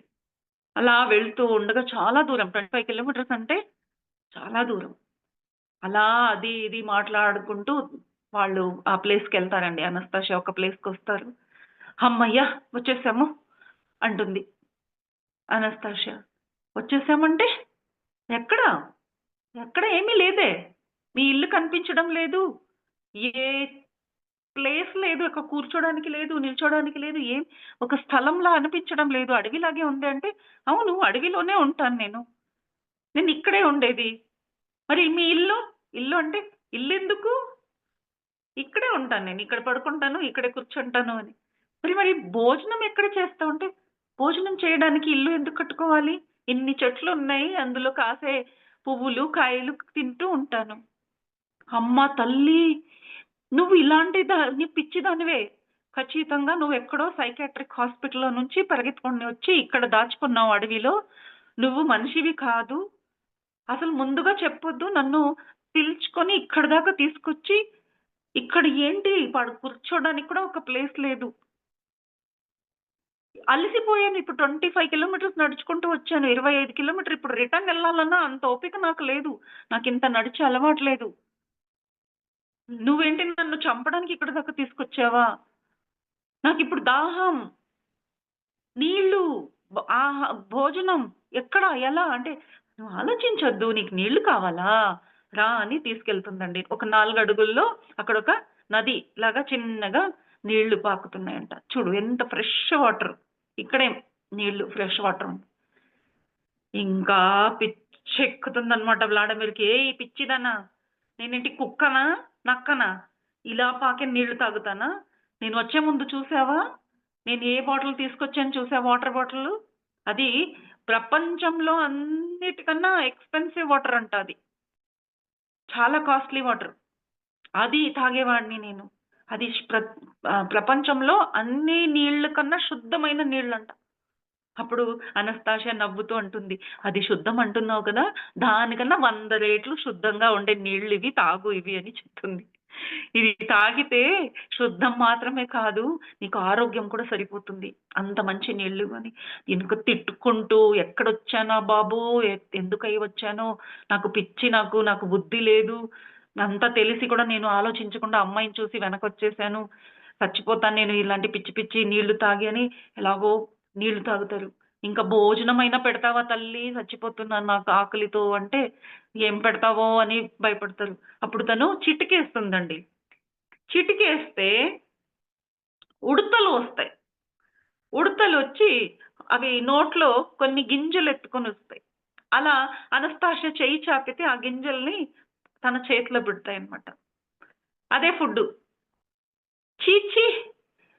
ఉడతలు నోట్ల నుంచి తీసిన విత్తనాల్ని నేను తినాలా? యాహ్!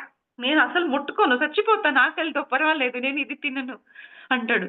తనంటుంది నేను పుట్టిన దగ్గర నుంచి తింటున్నాను. నాకేం కాలేదు. ఇప్పటిదాకా బతికే ఉన్నాను. అది అంత డర్టీ కాదు. ఇంకా క్లీన్‌గా ఉన్నాయి. అలా చెప్తే కూడా వాడు ఒప్పుకోడనమాట. సరే అని తను తన తొడ మీద ఇలా 2 సార్లు కొడుతుందండి. అప్పుడు రాబిట్స్, రాబిట్స్ ఒస్తాయి. అవి చేతిలో మష్రూమ్ తీసుకొస్తాయి. ఎండిపోయిన మష్రూమ్స్ అన్నమాట. మన వక్కలుంటాయి చూడండి. ఎండిపోతే ఎలా డ్రైగా ఉంటాయి. అలా తింటారంట అది. రష్యాలో మష్రూమ్ ఎక్కువగా తింటారు. ఎన్నో రకాలుగా ఉండే మష్రూమ్స్ ఉన్నాయంట అక్కడ. సో, ఆహ్, రాబిట్స్ చేతిలో అలా పట్టుకొనొచ్చాయంట. పట్టుకొచ్చి ఇచ్చాయి తినడానికి. నోట్లో పెట్టుకోలేదు గదా! ఇంకేం చేస్తాడు? సస్తాడా? తినాల్సిందే. ఆ దారిలో అయితే ఏ కాయి, పువ్వు దొరికితే అది తినిపించుకుంటూనే వచ్చింది. అంతేననమాట ఫుడ్ అంటే. ఇంకా ఆ ఫుడ్ తినేసి భయపడతాడు. ఇంక అమ్మ తల్లి నాకు నీ సహవాసం వద్దు. నేను రేపు పొద్దున్న రిటర్న్ ఎళ్ళిపోతాను. ఇప్పుడు నడవడానికి నాకు శక్తి లేదు. అయితే నేను ఎక్కడ పడుకోవాలి ఇప్పుడు? ఎలా పడుకోవాలంటే నేనిక్కడే పడుకుంటాను. నేనెలా పడుకుంటాను? అస్సలు వీలు కాదు. నేను ఎంత టైర్డ్ అయ్యానంటే నాకు ఒళ్ళంతా నొప్పిగా ఉంది. నేనిలా ఓపెన్‌గా మట్టి మీద ఎలా పడుకోవాలి? ఆ! మట్టి మీద ఎందుకు పడుకుంటావు? ఉండు అని అనస్తాషియా అక్కడ పడిపోయిన, రాలిపోయిన ఆకులుంటాయి చూడండి. ఆకులనంతా తీసి ఒక బెడ్‌లాగా చేస్తుంది. తనంటాడు నేను బయట ఇట్లా ఓపెన్‌లో పడుకోను. నాకు భయం. ఏ జంతువు వచ్చి నన్ను రాత్రి తినేస్తే? నాకు ఇలా అస్సలు నేను పడుకోలేను. నీకు సిగ్గు లేదు? నువ్వు గెస్టు. గెస్ట్‌ని తీసుకొస్తే వాళ్ళకన్ని ఆఫర్ చేయాలి ప్రాపర్‌గా. నన్ను పిలిచావు కాబట్టి నన్ను చక్కగా చూసుకోవాల్సింది నీ బాధ్యత అని కొంచెం మాట్లాడతారనమాట. ఈ బుక్‌లోనండి ఎక్కువగా వ్లాడిమిర్ తిట్టులే అండి. చాలా కోపం ఎక్కువ. మరి బూతులు తిట్టడం బిజినెస్ మ్యాన్ గదా! బూతులు తిట్టడం అలవాటనమాట. వ్లాడిమిర్ అయితే అనస్తాషియాని ఎన్ని బూతులు తిట్టారు ఈ ఫస్ట్ బుక్‌లో అయితే. పిచ్చి పిచ్చి బూతులనమాట. ఇంగ్లీష్ బుక్‌లో ఫుల్ పిచ్చి బూతులున్నాయి. నేనైతే చెప్పలేననమాట. సో, నేను చెప్పలేకపోతున్నాను. ఓన్లీ చెప్తాను బూతులు తిట్టారు అని. సో, ఏం తిట్టారో అది కూడా రాసుంది ఆ బుక్‌లో. సో, బూతులు తిడతారు. నన్ను చక్కగా పడుకోబెట్టు నువ్వు. గెస్ట్ మీ ఇంటికొస్తే చక్కగా చూసుకోవాలని తెలీదు అని. సరే ఉండు ఇక్కడ ఒక నక్కది ఒక డెన్ ఉంది. డెన్ అంటే గుహలాగా. అది కొంచెం వెచ్చగా ఉంటుంది. నీకు అక్కడ పడుకోవడానికి వ్యవస్థ చేస్తానని అక్కడికెళ్ళి ఆ డెన్ అంతా క్లీన్ చేసి, ఈ ఆకులు, మళ్ళీ రాలిపోయిన కొంచెం స్టిక్స్ ఉంటాయి చూడండి. ఆ సెడార్ వృక్షపు స్టిక్స్ అంతా అక్కడ చుట్టుపక్కనంతా సెడార్ వృక్షాలే ఉన్నాయంట. ఆ దాంతో ఒక బెడ్‌లాగా తయారు చేసి నీకు వెచ్చగా ఉంటుంది. నువ్వు పడుకో అని తనకి చూపిస్తుంది. అక్కడుంది చూడు వెళ్లి పడుకో. సరే నువ్వెక్కడ పడుకుంటావంటే, నేనిక్కడ బయట పడుకుంటాను. నువ్వు భయపడొద్దు. తను అనుకుంటాడు, పోన్లే నాకు దగ్గరగా ఉంది అనుకో, ఏదైనా నేను చేశాననుకో, అప్పుడే పొద్దున తను ఏం చేసిందో తెలీదు, స్పృహ తప్పాను, ఇప్పుడు నన్ను చంపేస్తుందేమో, అసలు వద్దులే, ఈవిడతో సహవాసం వద్దు, పడుకుంటుందా పడుకోని, బయట పడుకొని అని గుహలోకెళ్ళి నిద్రపోతారండి. పొద్దున మరుసటి రోజు మరుసటి రోజు నిద్ర లేసి అనస్తాషని కళ్ళు తెరుస్తారండి. కళ్ళు తెరిస్తే అనస్తాషియా అక్కడ ఎంట్రన్స్‌లో షీ స్టాండింగ్ అక్కడ నిల్చొనే ఉంది. గుడ్ మార్నింగ్, మంచి నిద్రపోయారా అని అలా పలకడం అవుతుంది. వ్లాడిమిర్ అక్కడి నుంచి నిద్ర లేచి బయటకొస్తారు. అనస్తాషియా కూడా చాలా హ్యాపీగా చూడు ఎంత బావుందో ఇక్కడ సన్‌లైట్ ఎంత బావుంది అని పాడుకుంటూ, ఆడుకుంటూ అలా చేస్తూ ఎన్వైర్న్‌మెంట్ ఎంజాయ్ చేస్తూ తనకు కూడా చెప్తా ఉంది. అలా చేస్తూ ఉండగా ఇలా వెనక్కి తిరిగి థాంక్ యూ మా అంటుంది. థాంక్ యూనా? ఎవరికి చెప్పింది థాంక్ యూ అని వెనక్కి తిరిగి చూస్తే ఒక పెద్ద bear, polar bear. Polar bear ఎంత పెద్దగా ఉంటాయంటే అలా స్టాండింగ్‌లో ఉంటే 15 ఫీట్, 10 ఫీట్, 15 ఫీట్ హైట్‌లో ఉంటాయండి. ఒక పోలార్ బేర్ ఆ గుహలో నుంచి బయటకొస్తోంది. అమ్మ బాబోయ్! ఈ పోలార్ బేర్ ఇక్కడ గుహలో ఉందా? నేనక్కడ పడుకున్నానా? అని చెప్తే, "ఆ! ఆ! అక్కడ నేను రిక్వెస్ట్ చేసుకున్నాను తనతో. నీకు చలేసింది కదా! అప్పుడు నేను పోలార్ బేర్‌తో రిక్వెస్ట్ చేస్తే తనక్కడే పడుకున్నాడు. పోలార్ బేర్ శరీరం వెచ్చదనంతో నీకు వెచ్చగా నిద్రపోయావు నువ్వు" అంటే, అబ్బా! తిట్టడాలు మళ్ళీ తిట్టులు. బుద్ధుందా నీకు? ఒక బేర్‌తో నన్ను పడుకోబెట్టావా? ఆ బేర్ అంటే అడవి జంతువు అది. ఒక్క క్షణంలో నన్ను అలా చీల్చి 2 ముక్కలు చేసి తినేస్తే అసలు ఎవరికి నా బాడీ కూడా దొరకదు. అలా అయిపోతుంది. నీకు బుద్ధి లేదు అని చాలా తిడతారండి. తనంటుంది, "ఏంటి నీకు పిచ్చా? ఎందుకు ఇలా అరుస్తావు అన్నిటికి? ఇది సహజంగా ఇక్కడ రోజు నేను ఇలాగే ఉంటాను. నాకు చలేసిందంటే నేను ఆ బేర్‌ని అడుగుతాను. నాకు చలేస్తా ఉంది అని. ఆ బేర్ ఛాతీ పైన నేను పడుకుంటాను. తను అలా వెచ్చగా నన్ను కౌగిలించుకొని పడుకుంటాము. చలి ఉన్నప్పుడు అలాగే పడుకునేది. నన్నెప్పుడు ఏమి చేయలేదే. నీకెందుకు చేస్తుంది?" చాలా ఇక్కడంతా మనం అలా అన్నమాట. All animals and human beings together. అందరూ కలిసి బతుకుతున్నాం ఇక్కడ. నాకు ఆకలేస్తే ఇవి అసలు నువ్వు ఇక్కడ ఎందుకున్నావు? అని చెప్తే నేను పుట్టిన దగ్గర నుంచి ఇక్కడే ఉన్నాను. 2 ఏళ్ళు పాప ఉన్నప్పుడు మా తల్లిదండ్రులు చచ్చిపోతే నేనిక్కడే అడవిలో ఉన్నాను. అడవిలో ఉంటే మీ తాత ముత్తాతలు ఏం చేస్తున్నారు? వాళ్ళిద్దరూ మీ తాత ముత్తాత అన్నావు గదా! మరి వాళ్ళు నిన్ను ఇంటికి తీసుకెళ్ళకుండా ఇక్కడెందుకు వదిలేశారు? అని అడుగుతారు వ్లాడిమిర్. అనస్తాషియా అంటుంది, నాకు ఇది నా ఇల్లు. నా ఇంట్లో నన్ను వదిలేసెళ్లారు. నేనిక్కడ హ్యాపీగానే ఉంటాను. నన్ను చూసుకోవడానికి అందరూ ఉన్నారిక్కడ. అందరూ ఉన్నారా? ఎవరున్నారిక్కడ? అంటే చిన్నప్పటి నుంచి నాకెప్పుడైతే ఆకలేస్తే అలా ఒక ఉడత వచ్చి నాకు ఫుడ్ పెట్టేదంట. ఆకలి ఎయ్యక ముందే ఉడత వచ్చి తన భుజాలెక్కి అక్కడ విత్తనాలు తన నోట్లో నుంచి ఓపెన్ చేసి ఆ పాప నోట్లో విత్తనాలు పెట్టేదంట ఉడత. అలా మష్రూమ్ తీసుకొచ్చి రాబిట్స్ మష్రూమ్స్ ఇచ్చేవంట. వేరే ఫ్రూట్స్ అంతా వేరే వేరే జంతువులు ఇచ్చేవంట. అలా తిని పెరిగాను నేను. చలేస్తే నక్కల్లాగా వుల్ఫ్ అంటారండి. నక్క కాదు. నక్క అంటే ఫాక్స్. వుల్ఫ్‌ని ఏమంటారో తెలీదు. కుక్కలాగా ఉంటాయండి అవి. చాలా బాగా హస్కీ డాగ్స్ ఉంటాయి చూడండి. అలా ఆ ప్రదేశంలో ఎక్కువగా హస్కీ డాగ్స్ లాగా వుల్ఫ్స్ ఉంటాయి. అవి కూడా ఎంచక్కా పాపని వాళ్ళ పాపలాగానే చూసుకునేవంట. సో, నన్ను అందరూ బాగానే చూసుకున్నారు. నాకు ఎప్పుడు ఏది కావాలి అని అనుకోనే లేదు. నాకు కావాల్సినప్పుడంతా వాళ్ళు నన్ను అడిగే ముందే వాళ్ళు చేసేసేవాళ్ళనమాట. సో, నన్ను అలా నేనిక్కడ పెరిగాను. నాకు తెలుసు ఇక్కడ ఏమి ప్రాబ్లమ్ లేదు. నువ్వెందుకు ఇలా భయపడతావు? అన్నిటికి ఎందుకు భయపడతావు? ఎందుకు అన్ని విషయాలకి ఎమోషనల్లీ అలా రియాక్ట్ అవుతావు? పిచ్చి పిచ్చి తిట్లు అవన్నీ చేస్తున్నారు చూడండి. పోన్లే అని మరి తనే అంటుంది. పోన్లే నీకిదే అలవాటు కదా! హ్మ్. బయట ప్రదేశంలో అంతా ఇలాగే ఉంటాయి. నువ్వేంటి బయట ప్రదేశం అంటావు అంటే, అవును. నేను అడవిలోనే ఉన్నాను. ఎప్పుడు నేను ఈ అడవి విడిచి బయటికెళ్ళలేదు. అక్కడ ఒక పెద్ద ప్రపంచం ఉంది. అది కూడా తెలుసు నాకు. అక్కడ ఏం జరుగుతా ఉంది అది కూడా తెలుసు.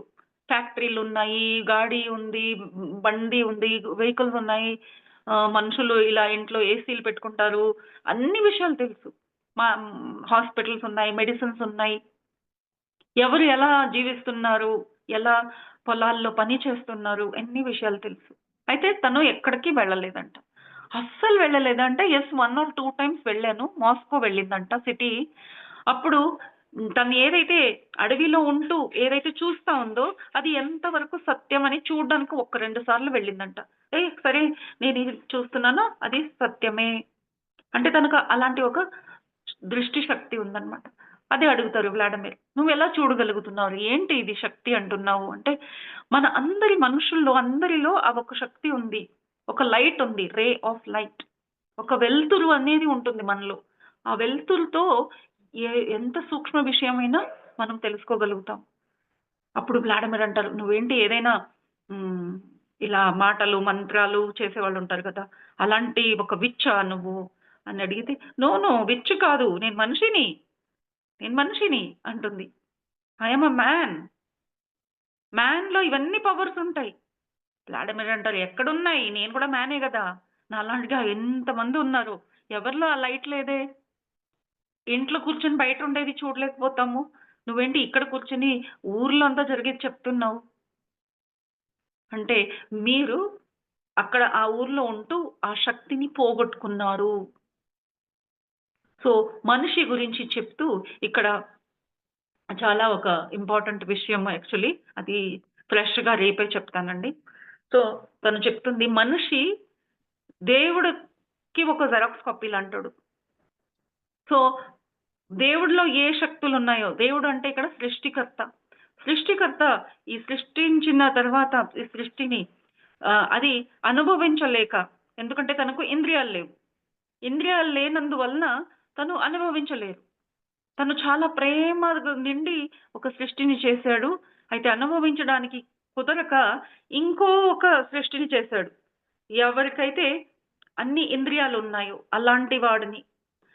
సో, తనలాంటి వాడిని సృష్టించి వాడికి ఎక్కువగా ఇచ్చాడు. ఇంకా ఇంద్రియాలని ఇచ్చి ఈ సృష్టిని అనుభవించడానికి ఈ భూమి మీద పంపించాడు. అతనే మనుష్యుడు. సో, ఆ మానవుడు అది అనుభవించాలి ఈ సృష్టిని అని సృష్టించాడంట. ఎంత బావుందోనండి. ఈ విషయం ఇంకా డీటెయిల్‌గా కొన్ని చాప్టర్స్ తర్వాత ఉంది. నేనప్పుడు చెప్తాను. ఇప్పుడు మిక్స్ చేసేది అవసరం లేదు. సో, అందుకే తనంటుంది నేను ఎవరు? మనిషి అంటే ఎవరు?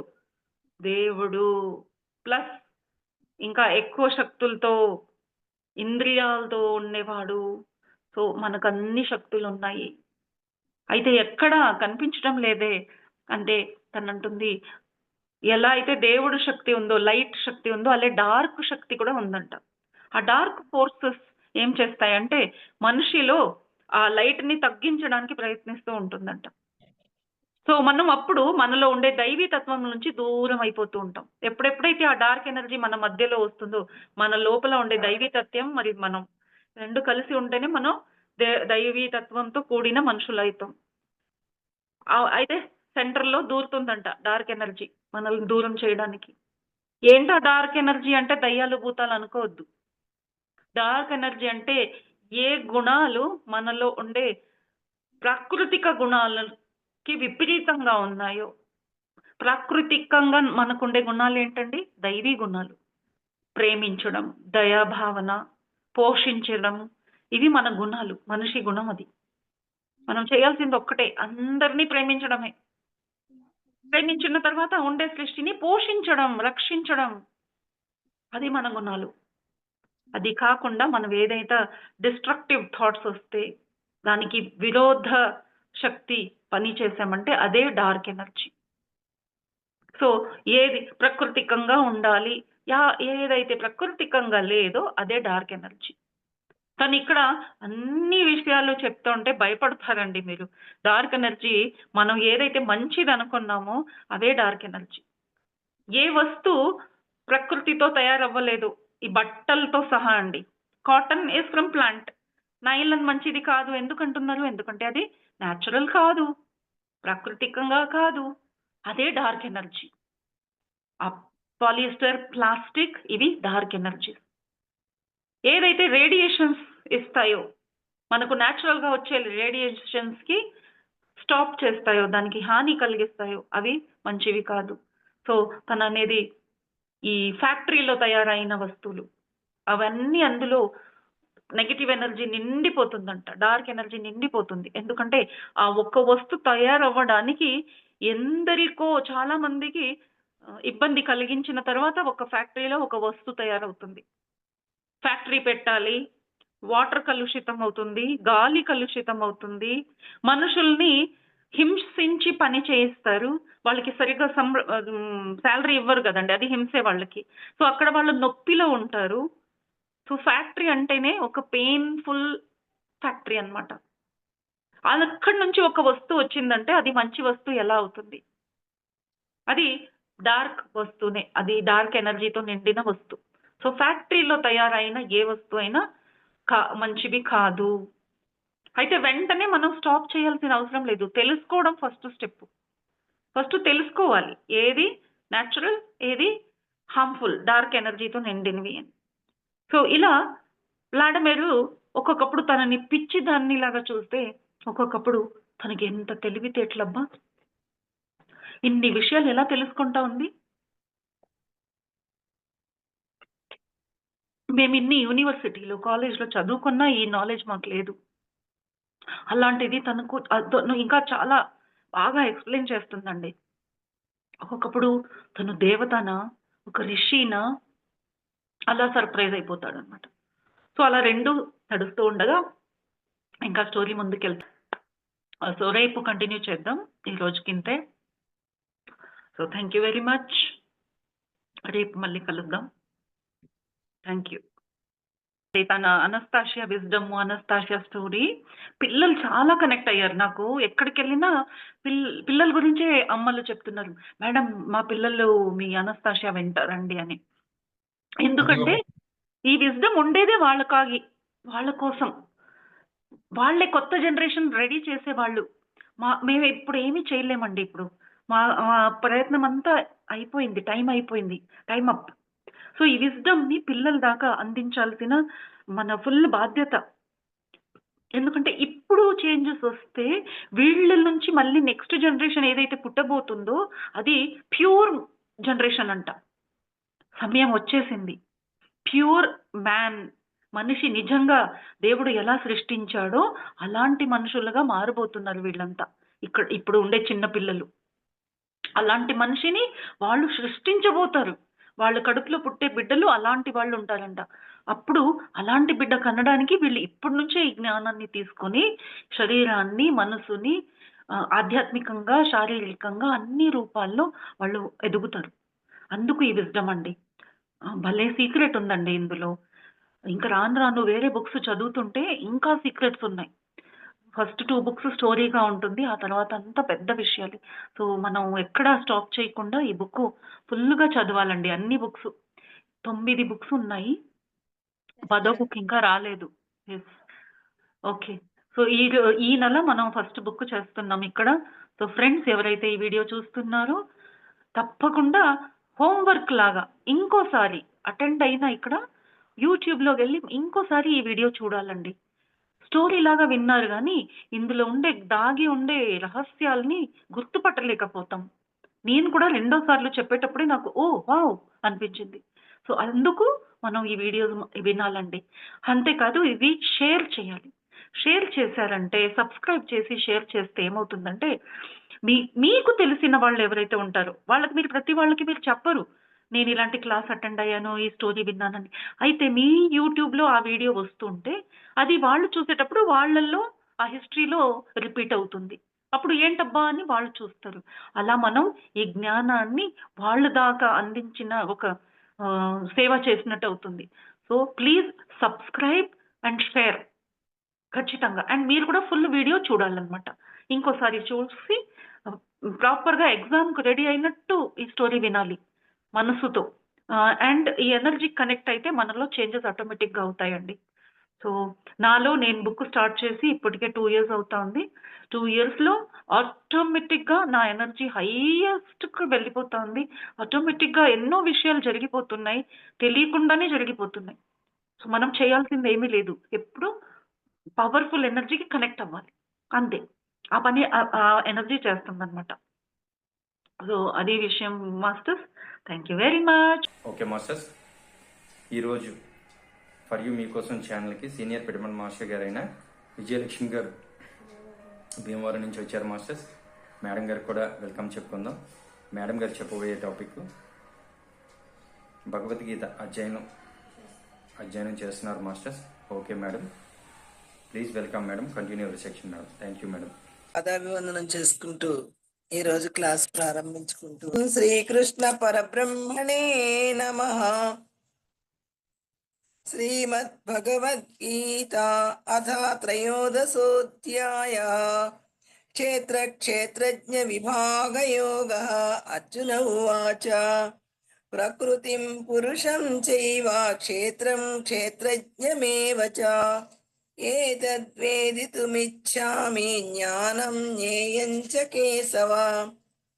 ఓ కృష్ణ, ప్రకృతిని, పురుషుడిని, క్షేత్రమును, క్షేత్రజ్ఞుని, జ్ఞానమును, జ్ఞేయమును వీటన్నిటినీ గూర్చి నేను తెలుసుకొన కోరుచున్నాను.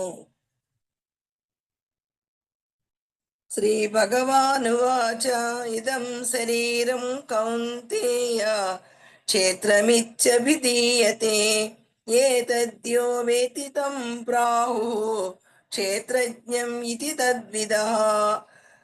కుంతిపుత్రుడవగు అర్జున, నీ శరీరమే క్షేత్రమనబడుచున్నది. దీనిని తెలుసుకున్నవాడు క్షేత్రజ్ఞుడని క్షేత్రజ్ఞులను ఎరిగిన వారు చెప్పుదురు. క్షేత్రజ్ఞం చాపి మాం విద్ధి సర్వక్షేత్రేషు భారత. క్షేత్రజ్ఞయో జ్ఞానం యత్తజ్ఞానం మతం మమ. అర్జున, సమస్త క్షేత్రములందును శరీరములందును నన్ను క్షేత్రజ్ఞునిగా కూడా నెరుగుము. క్షేత్రజ్ఞులను కూర్చిన జ్ఞానమేది కలదో అది వాస్తవముగా జ్ఞానమని నా అభిప్రాయము.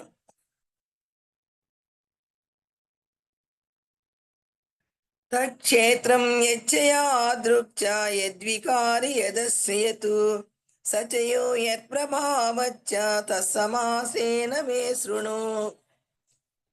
ఆ క్షేత్రమేదియో, ఎటువంటిదో, ఎట్టి వికారములు కలదో, దేని నుండి ఏ రీతిగా ఉత్పన్నమైనదో, ఆ క్షేత్రజ్ఞుడును ఎవడో, ఎట్టి ప్రభావము కలవాడో, ఆ విషయములన్నింటినీ సంక్షేపముగా నా వలన వినుము. ఋషిభిర్బహుధా గీతం ఛందోభిర్వివిధై ప్రదక్కు బ్రహ్మసూత్ర పదచ్చైవ హేతుమద్భిర్వినిశ్చితై. క్షేత్రజ్ఞ జ్ఞానము ఋషులచే అనేక ప్రకారముగా నానా విధములైన వేదముల ద్వారా వేరువేరుగా ప్రతిపాదింపబడినది మరియు హేతువులతో యుక్తులతో కూడి బాగుగా నిశ్చయింపబడినట్టి బ్రహ్మసూత్ర వాక్యముల చేత కూడా అది చెప్పబడుచు ఉన్నది. మహాభూతాన్యహంకారో బుద్ధిరవ్యక్తమేవ చ ఇంద్రియాణి దశైకంచ పంచచేంద్రియ గోచరాః. ఇచ్ఛా ద్వేష సుఖం దుఃఖం సంఘాతచేతనా ధృతిః. ఏతక్షేత్రం సమాసేన సవికారముదాహృతం. పంచమహాభూతములు అహంకారము, బుద్ధి, మూల ప్రకృతి, 11 ఇంద్రియములు, దశేంద్రియములు, మనస్సు, 5 ఇంద్రియ విషయములు, శబ్ద స్పర్శాదులు, కోరిక, ద్వేషము, దుఃఖము, సుఖము, దేహేంద్రియములు సముదాయము, తెలివి, వృత్తి జ్ఞానము, ధైర్యమును వీని సముదాయమై వికార సహితమైన క్షేత్రము సంక్షేమముగా చెప్పబడినది. అమానిత్వమదంభిత్వం అహింసా క్షాంతిరార్జవం ఆచార్యోపాసనం శౌచం స్థైర్యమాత్మ వినిగ్రహ. ఇంద్రియార్థేషు వైరాగ్యం అనహంకార ఏవ చ జన్మ మృత్యుజరా వ్యాధి దుఃఖదోషానుదర్శనం. అసక్తిరనభిష్వంగః పుత్రదార గృహాదిషు నిత్యం చ సమచిత్తత్వం ఇష్టానిష్టోపపత్తిషు. మయి చానన్యయోగేన భక్తిరవ్యభిచారిణి వివిక్త దేశ సేవిత్వం అరతిర్జన సంసది అధ్యాత్మ జ్ఞాన నిత్యత్వం తత్వజ్ఞానార్థ దర్శనం ఏతజ్ఞానమితి ప్రోక్తం అజ్ఞానం యతతోన్యదా. తన్ను తాను పొగుడు కొనకుండుట, డంబము లేకుండుట, మనోవాక్కాయములచే పరప్రాణులను బాధింపకుండుట, ఓర్పు కలిగి ఉండుట, రుజుత్వము శుద్ధి కలిగి ఉండుట, సన్మార్గమున మోక్షమార్గమున స్థిరముగా నిలబడుట, మనస్సును బాగుగా నిగ్రహించుట, ఇంద్రియ విషయములకు శబ్ద స్పర్శాదునందు విరక్తి కలిగి ఉండుట, అహంకారము లేకుండుట, పుట్టుక చావు ముసలితనము రోగము అనివాని వలన కలుగు దుఃఖమును దోషమును మాటి మాటికి స్మరించుట, కొడుకులు సంతానము భార్య ఇల్లు మున్నగు వానియందు ఆసక్తి లేకుండుట, మరియు వానియందు మోహము లేకుండుట, వారికి కలుగు సుఖదుఖములు తనకే కలుగునట్లు అభిమానింపకుండుట, ఇష్టానిష్టములు శుభాశుభములు సంప్రాప్తించినప్పుడు ఎల్లప్పుడూ సమబుద్ధి కలిగిండుట, నాయందు భగవంతుని యందు అనన్యమైన నిశ్చల భక్తి కలిగిండుట, ఏకాంత ప్రదేశమును ప్రతిబంధము లేని చోటును ఆశ్రయించుట, జనసమూహమునందు ప్రీతి లేకుండుట, అధ్యాత్మ జ్ఞానము ఆత్మనిష్ట నిరంతరము కలిగి ఉండుట, తత్వజ్ఞానము యొక్క గొప్ప ప్రయోజనమును తెలుసుకొనుట అనునిది అంతయు జ్ఞానమని చెప్పబడును. దీనికి వ్యతిరేకమైనది అజ్ఞానమని తెలియదగినది. జ్ఞేయం యత్తత్ ప్రవక్ష్యామి యజ్ఞాత్వామృతమశ్నుతే అనాదిమత్పరం బ్రహ్మ నసత్తాన్నాసదుచ్యతే. ఏది తెలియదగిన బ్రహ్మస్వరూపమో దేనిని తెలుసుకొని మనుజుడు అమృత స్వరూపముగా మోక్షమును పొందుచున్నాడో దానిని బాగుగా చెప్పబోచున్నాను. అది లేనట్టి పరబ్రహ్మమనబడు అది సత్తాని గాని ఉన్నదని గాని అసత్తని గాని లేనిదని గాని చెప్పబడినది. సర్వతః పాణిపాదం తత్ సర్వతోక్షి శిరోముఖం సర్వతః శృతిమల్లోకే సర్వమావృత్య తిష్టతి. అది ఆ బ్రహ్మము ఆత్మ అంతటను చేతులు కాళ్ళు కలదియు, అంతటను కన్నులు తలలు ముఖములు కలదియు, అంతటను చెవులు కలదియు, అంతటను చెవులు కలదియు, ప్రపంచమందు సమస్తమును ఆవరించి వ్యాపించుకొని ఉన్నదియు, సర్వేంద్రియ గుణాభాసం సర్వేంద్రియ వివర్జితం అసక్తం సర్వభృచ్చైవ నిర్గుణం గుణభ్రోకృచ బహిరంతచ్చ భూతానాం అచరం చరమేవ చ సూక్ష్మాత్వాత్ తదవిజ్ఞేయం దూరస్థం చాంచికే చ తత్ అవిభక్తం చ భూతేషు విభక్తమివ తు స్థితం భూతభర్తృతజ్ఞేయం గ్రసిష్టు ప్రభవిష్ణు చ జ్యోతిషామపి తజ్జ్యోతి తమసః పరముచ్యతే. జ్ఞానం జ్ఞేయం జ్ఞానగమ్యం హృది సర్వస్య విష్టితం.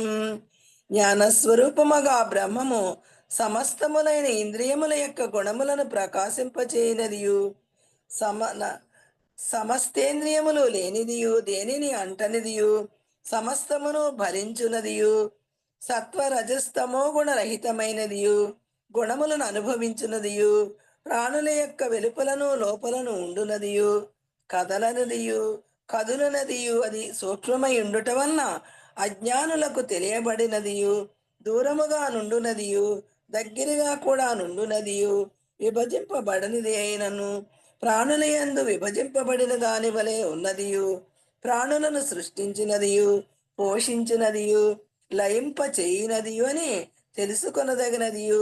మరి అది ప్రకాశించడు సూర్య చంద్ర జ్ఞాది పదార్థములకు కూడా ప్రకాశమునిచ్చినదియు, తమస్సు అజ్ఞానము కంటెను వేరైనదియు లేక అతీతమైనదియు, జ్ఞాన స్వరూపమైనదియు, చిన్మయ రూపమును తెలియదగినదియు, అమానిత్వాది జ్ఞాన గుణములచే పొందగలిగినదియు, సమస్త ప్రాణుల యొక్క హృదయమునందు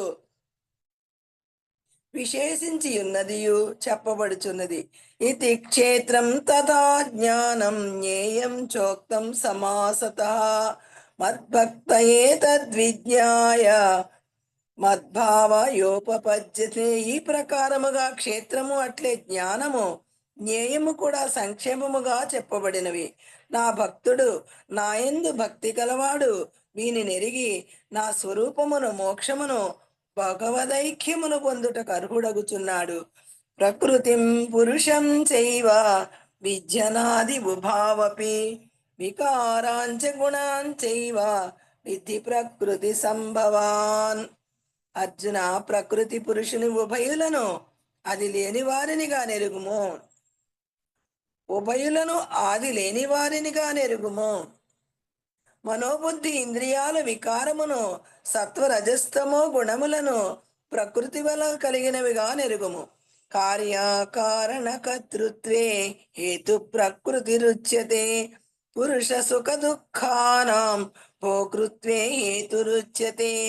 కార్యకారణములను కలుగచేయుటయందు ప్రకృతి హేతువనియు సుఖ దుఃఖములు అనుభవించుటయందు పురుషుడు హేతువనియు చెప్పబడుచు ఉన్నది. పురుష ప్రకృతిస్థో హి భుంక్తే ప్రకృతిజాన్ గుణాన్ కారణం గుణసంగోస్య సదసద్యోను జన్మసు. ప్రకృతి ఎందున్నవాడై పురుషుడు జీవుడు ప్రకృతి వలన పుట్టిన సుఖ దుఃఖాది గుణములను అనుభవిస్తూ ఉన్నాడు. ఆయా గుణములతోటి కూడికయే ఈ జీవునకు ఉత్తమ నికృష్ట జన్మమును ఎత్తుటందు హేతువైనది.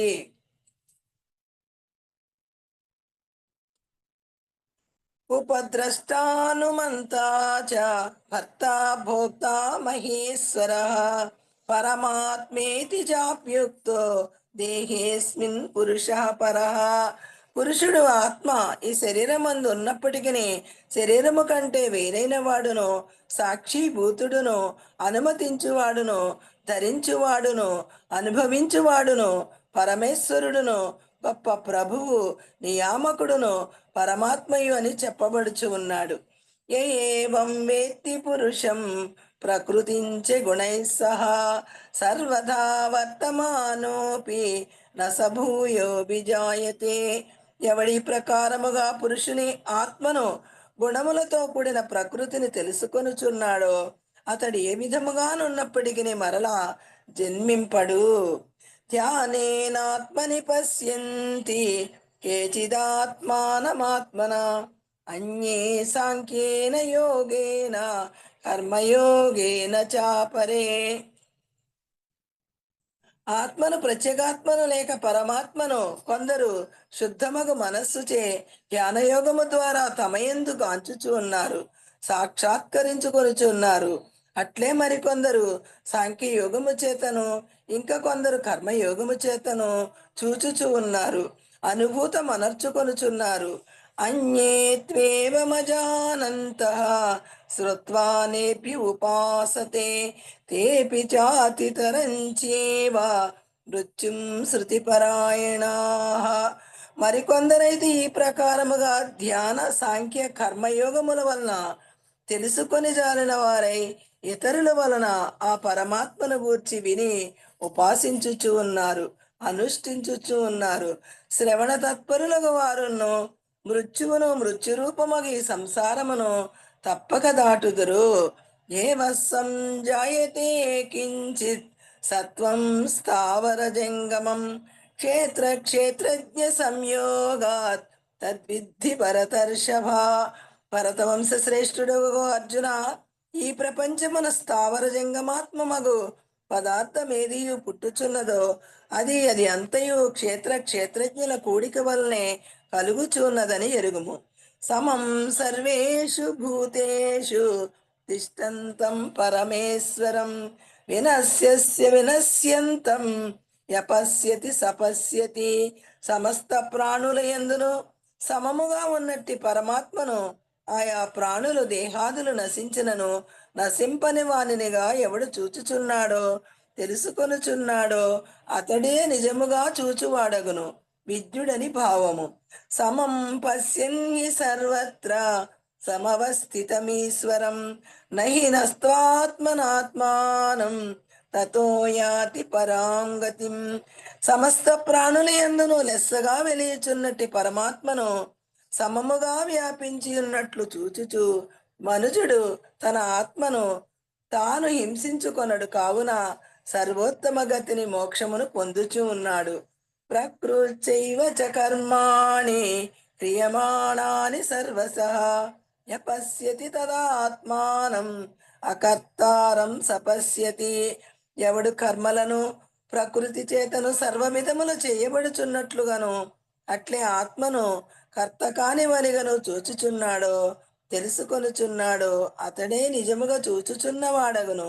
యదా భూత పృథగ్భావం ఏకస్థమనుపశ్యతి తత ఏవ చ విస్తారం బ్రహ్మ సంపద్యతే తదా. ఎవడు వేర్వేరుగానున్న ఈ భూత ప్రపంచమంతను ఒక్కదాని యందు పరమాత్మ యందు ఉన్నదానినిగా మరియు దాని నుండి విస్తరించుచున్న దానిగాను వీక్షించును, అప్పుడు మనుజుడు బ్రహ్మమునే పొందుచున్నాడు లేక బ్రహ్మముగానే అగుచు ఉన్నాడు. అనాదిత్వా నిర్గుణత్వాత్ పరమాత్మాయమవ్యయః శరీరస్థోపి కౌంతేయ న కరోతి న లిప్యతే. అర్జున, ఆది లేనివాడు కారణరహితుడు అగుట చేతను గురు త్రిగుణరహితుడు అగుట వలను ఈ పరమాత్మ శరీరమందు ఉన్నప్పటికీ ఏమీయూ చెయ్యకయు దేని చేతను అంటబడకయు ఉన్నాడు. యథా సర్వగతం సాక్ష్యాత్ ఆకాశం నోపలిప్యతే సర్వత్రావస్థితో దేహే దేహే తదాత్మా నోపలిప్యతే. సర్వత్రా వ్యాపించి ఉన్న ఆకాశము సూక్ష్మము అగుట వలన ఏ ప్రకారముగా ధూళి మున్నగు వానిచి అంటబడదో ఆ ప్రకారమే శరీరమంతటను లేక సకల శరీరములందును వెలయిచున్న పరమాత్మ శరీర గుణదోషములచే అంటబడకయున్నాడు.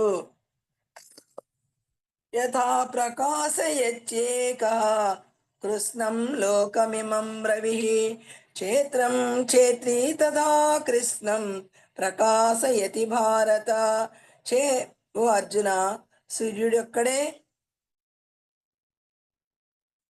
సమస్త లోకమును ఎట్లు ప్రకాశింపచేయుచున్నాడో అట్లే క్షేత్రజ్ఞుడు పరమాత్మ ఈ సమస్త క్షేత్రములను ప్రకాశింపచేయుచు ఉన్నాడు. క్షేత్రజ్ఞయోరేవం అంతరం జ్ఞానచక్షుషా భూత ప్రకృతి మోక్షంచ ఏ విదుర్యాంతి తే పరం.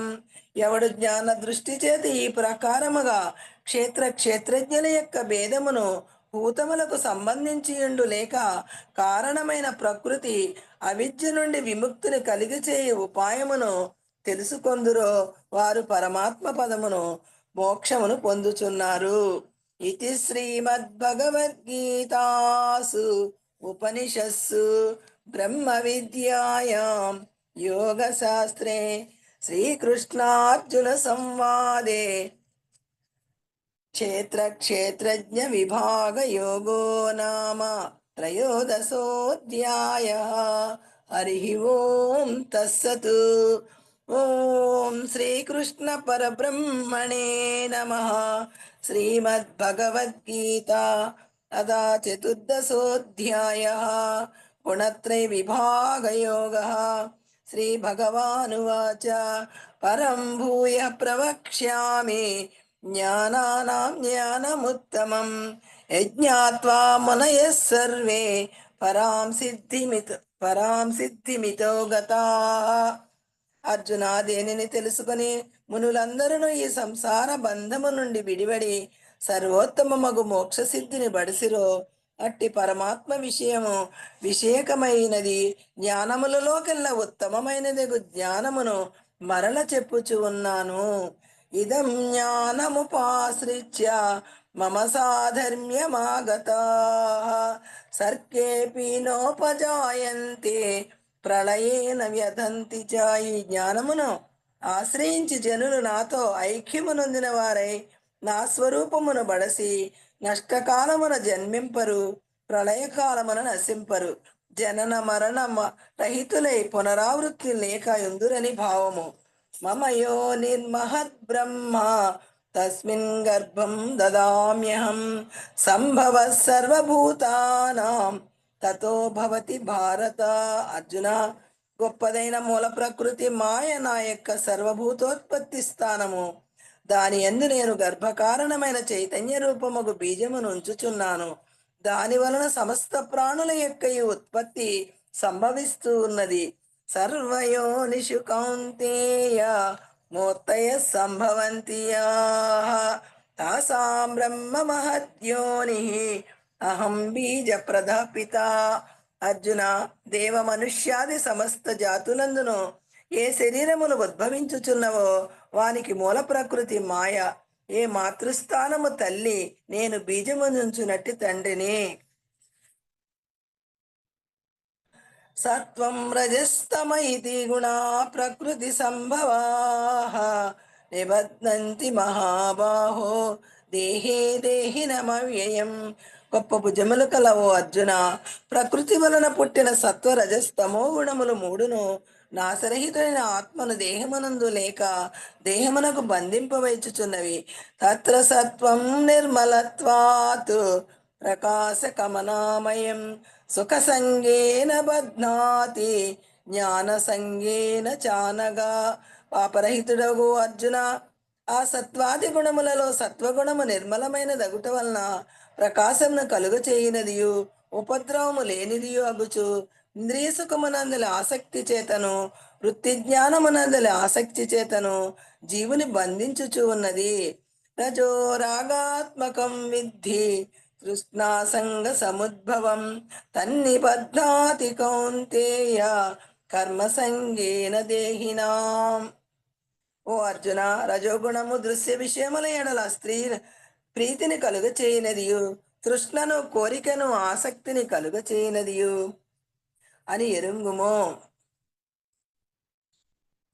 అది కర్మలందరి ఆసక్తి చేత కర్మ బంధము చేత ఆత్మను జీవుని లెస్సగా బంధించి వేయించుచున్నది.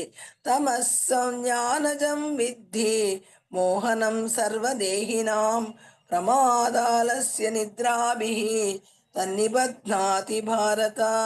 ఓ అర్జున, తమో గుణము అజ్ఞానము వల్ల కలుగునదియు సమస్త ప్రాణులకును మోహమును అవివేకమును కలుగ చేయనదియు అని ఎరుగుము.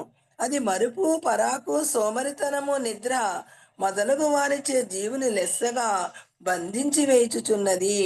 సత్వం సుఖే సంజయతి రజః కర్మణి భారత జ్ఞానమావృచ్యతు తమః ప్రమాదే సంజయచ్యుత. ఓ అర్జున, సత్వగుణము సుఖమునందును, రజోగుణము కర్మనందును, తమోగుణము జ్ఞానమును వివేకమును కప్పివేచి ప్రమాదము పొరపాటునంద జీవుని చేర్చుచున్నవి కలుగుచున్నవి. ఆశ్చర్యము కదా. సమస్తమచ్చాభిభూయ సత్వం భవతి భారత రజసత్వం తమచ్చైవ తమస్సత్వం రజస్తథా. అర్జున, సత్వగుణము బలము కలిగిండినప్పుడు రజోగుణ తమోగుణములను అణగద్రొక్కి ప్రవర్తించును. అట్లే రజోగుణము సత్వగుణ తమోగుణములను, తమోగుణము సత్వగుణ రజోగుణములను అణగద్రొక్కి ప్రవర్తించును. సర్వద్వారేషు దేహేస్మిన్ ప్రకాశ ఉపజాయతే జ్ఞానం యదా తదా విద్యాత్ వివృద్ధం సత్వమిచ్యుత. ఎప్పుడు శరీరమునందు స్తోత్రాది ఇంద్రియ ద్వారములన్నింటి ఎందును ప్రకాశ రూపమగు బుద్ధి, వృత్తి రూపమగు జ్ఞానము కలుగుచున్నదో అప్పుడు సత్వగుణము బాగుగా వృద్ధి నొందుచున్నదని తెలుసుకొనవలెను. లోభ ప్రవృత్తిరారంభ కర్మణామశమస్పృహ రజస్యేతాని జాయంతే వివృద్ధే భరతర్షభ. భరతవంశ శ్రేష్ఠుడు వగు అర్జున, రజోగుణాభివృద్ధి నొందునప్పుడు మనుజుని యందు లోభత్వము, కార్యములందు ప్రవృత్తి, కామ్య నిషిద్ధ కర్మలను ప్రారంభించుట, మనశ్శాంతి లేకుండుట, లేక ఇంద్రియములు నిగ్రహము లేకుండుట, ఆశ అనునది పుట్టుచుండును. అప్రకాశో ప్రవృత్తించ ప్రమాదో మోహ ఏవ చ తమస్యేతాని జాయంతే వివృద్ధే కురునందన. కురువంశీయుడవగు అర్జున, తమో గుణము అభివృద్ధి నందినదగుచుండగా మనుజుని యందు అవివేకము, బుద్ధిమాద్యము, సోమరితనము, అజాగ్రత్త, అజ్ఞానము, మూఢత్వము లేక విపరీత జ్ఞానమనవి కలుగుచు ఉన్నవి.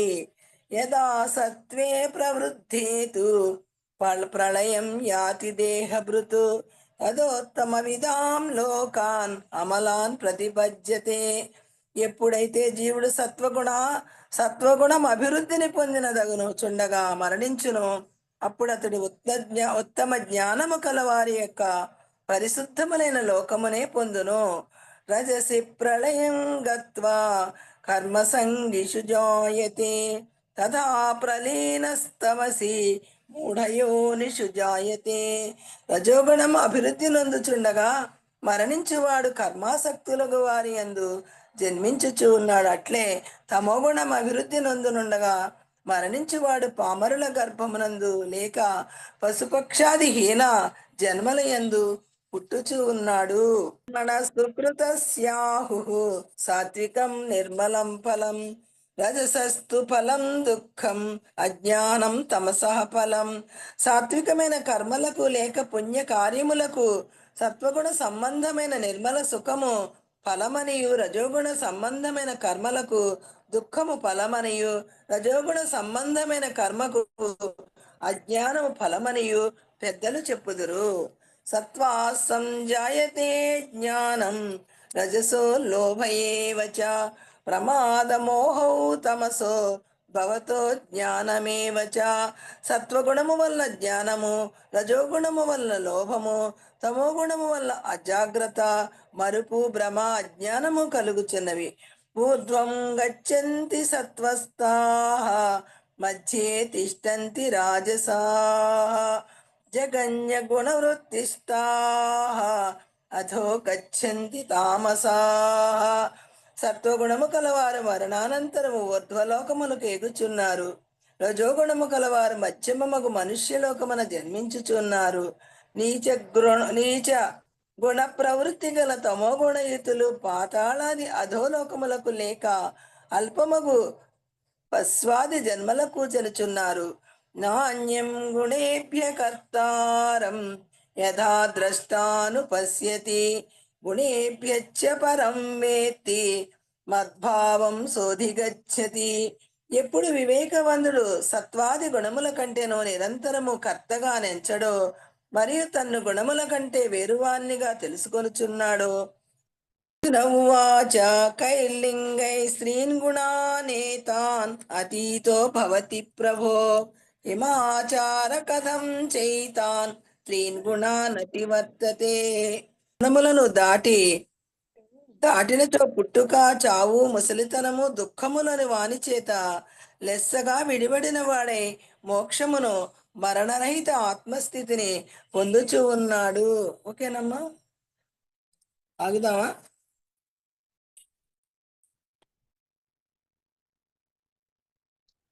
తో కూడి ఉండును, ఎట్టి ప్రవర్తన కలిగి ఉండును, మరి ఈ మూడు గుణములను అతడే ప్రకారముగా దాటివేయగలుగును. శ్రీ భగవానువాచ ప్రకాశించ ప్రవృత్తించ మోహమేవ చ పాండవ నద్వేష్టి సంప్రవృత్తాని ననివృత్తాని కాంక్షతి ఉదాసీనో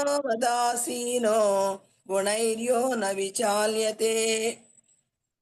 గుణావర్తంత ఇత్యేవ యోవతిష్టతి నేంగతే సమదుఃఖ సుఖం స్వస్థః సమలోష్టాశ్మకాంచనః తుల్య ప్రియా ప్రియో ధీరః తుల్య నిందాత్మ సంస్తుతిః మానావమానయోస్తుల్యః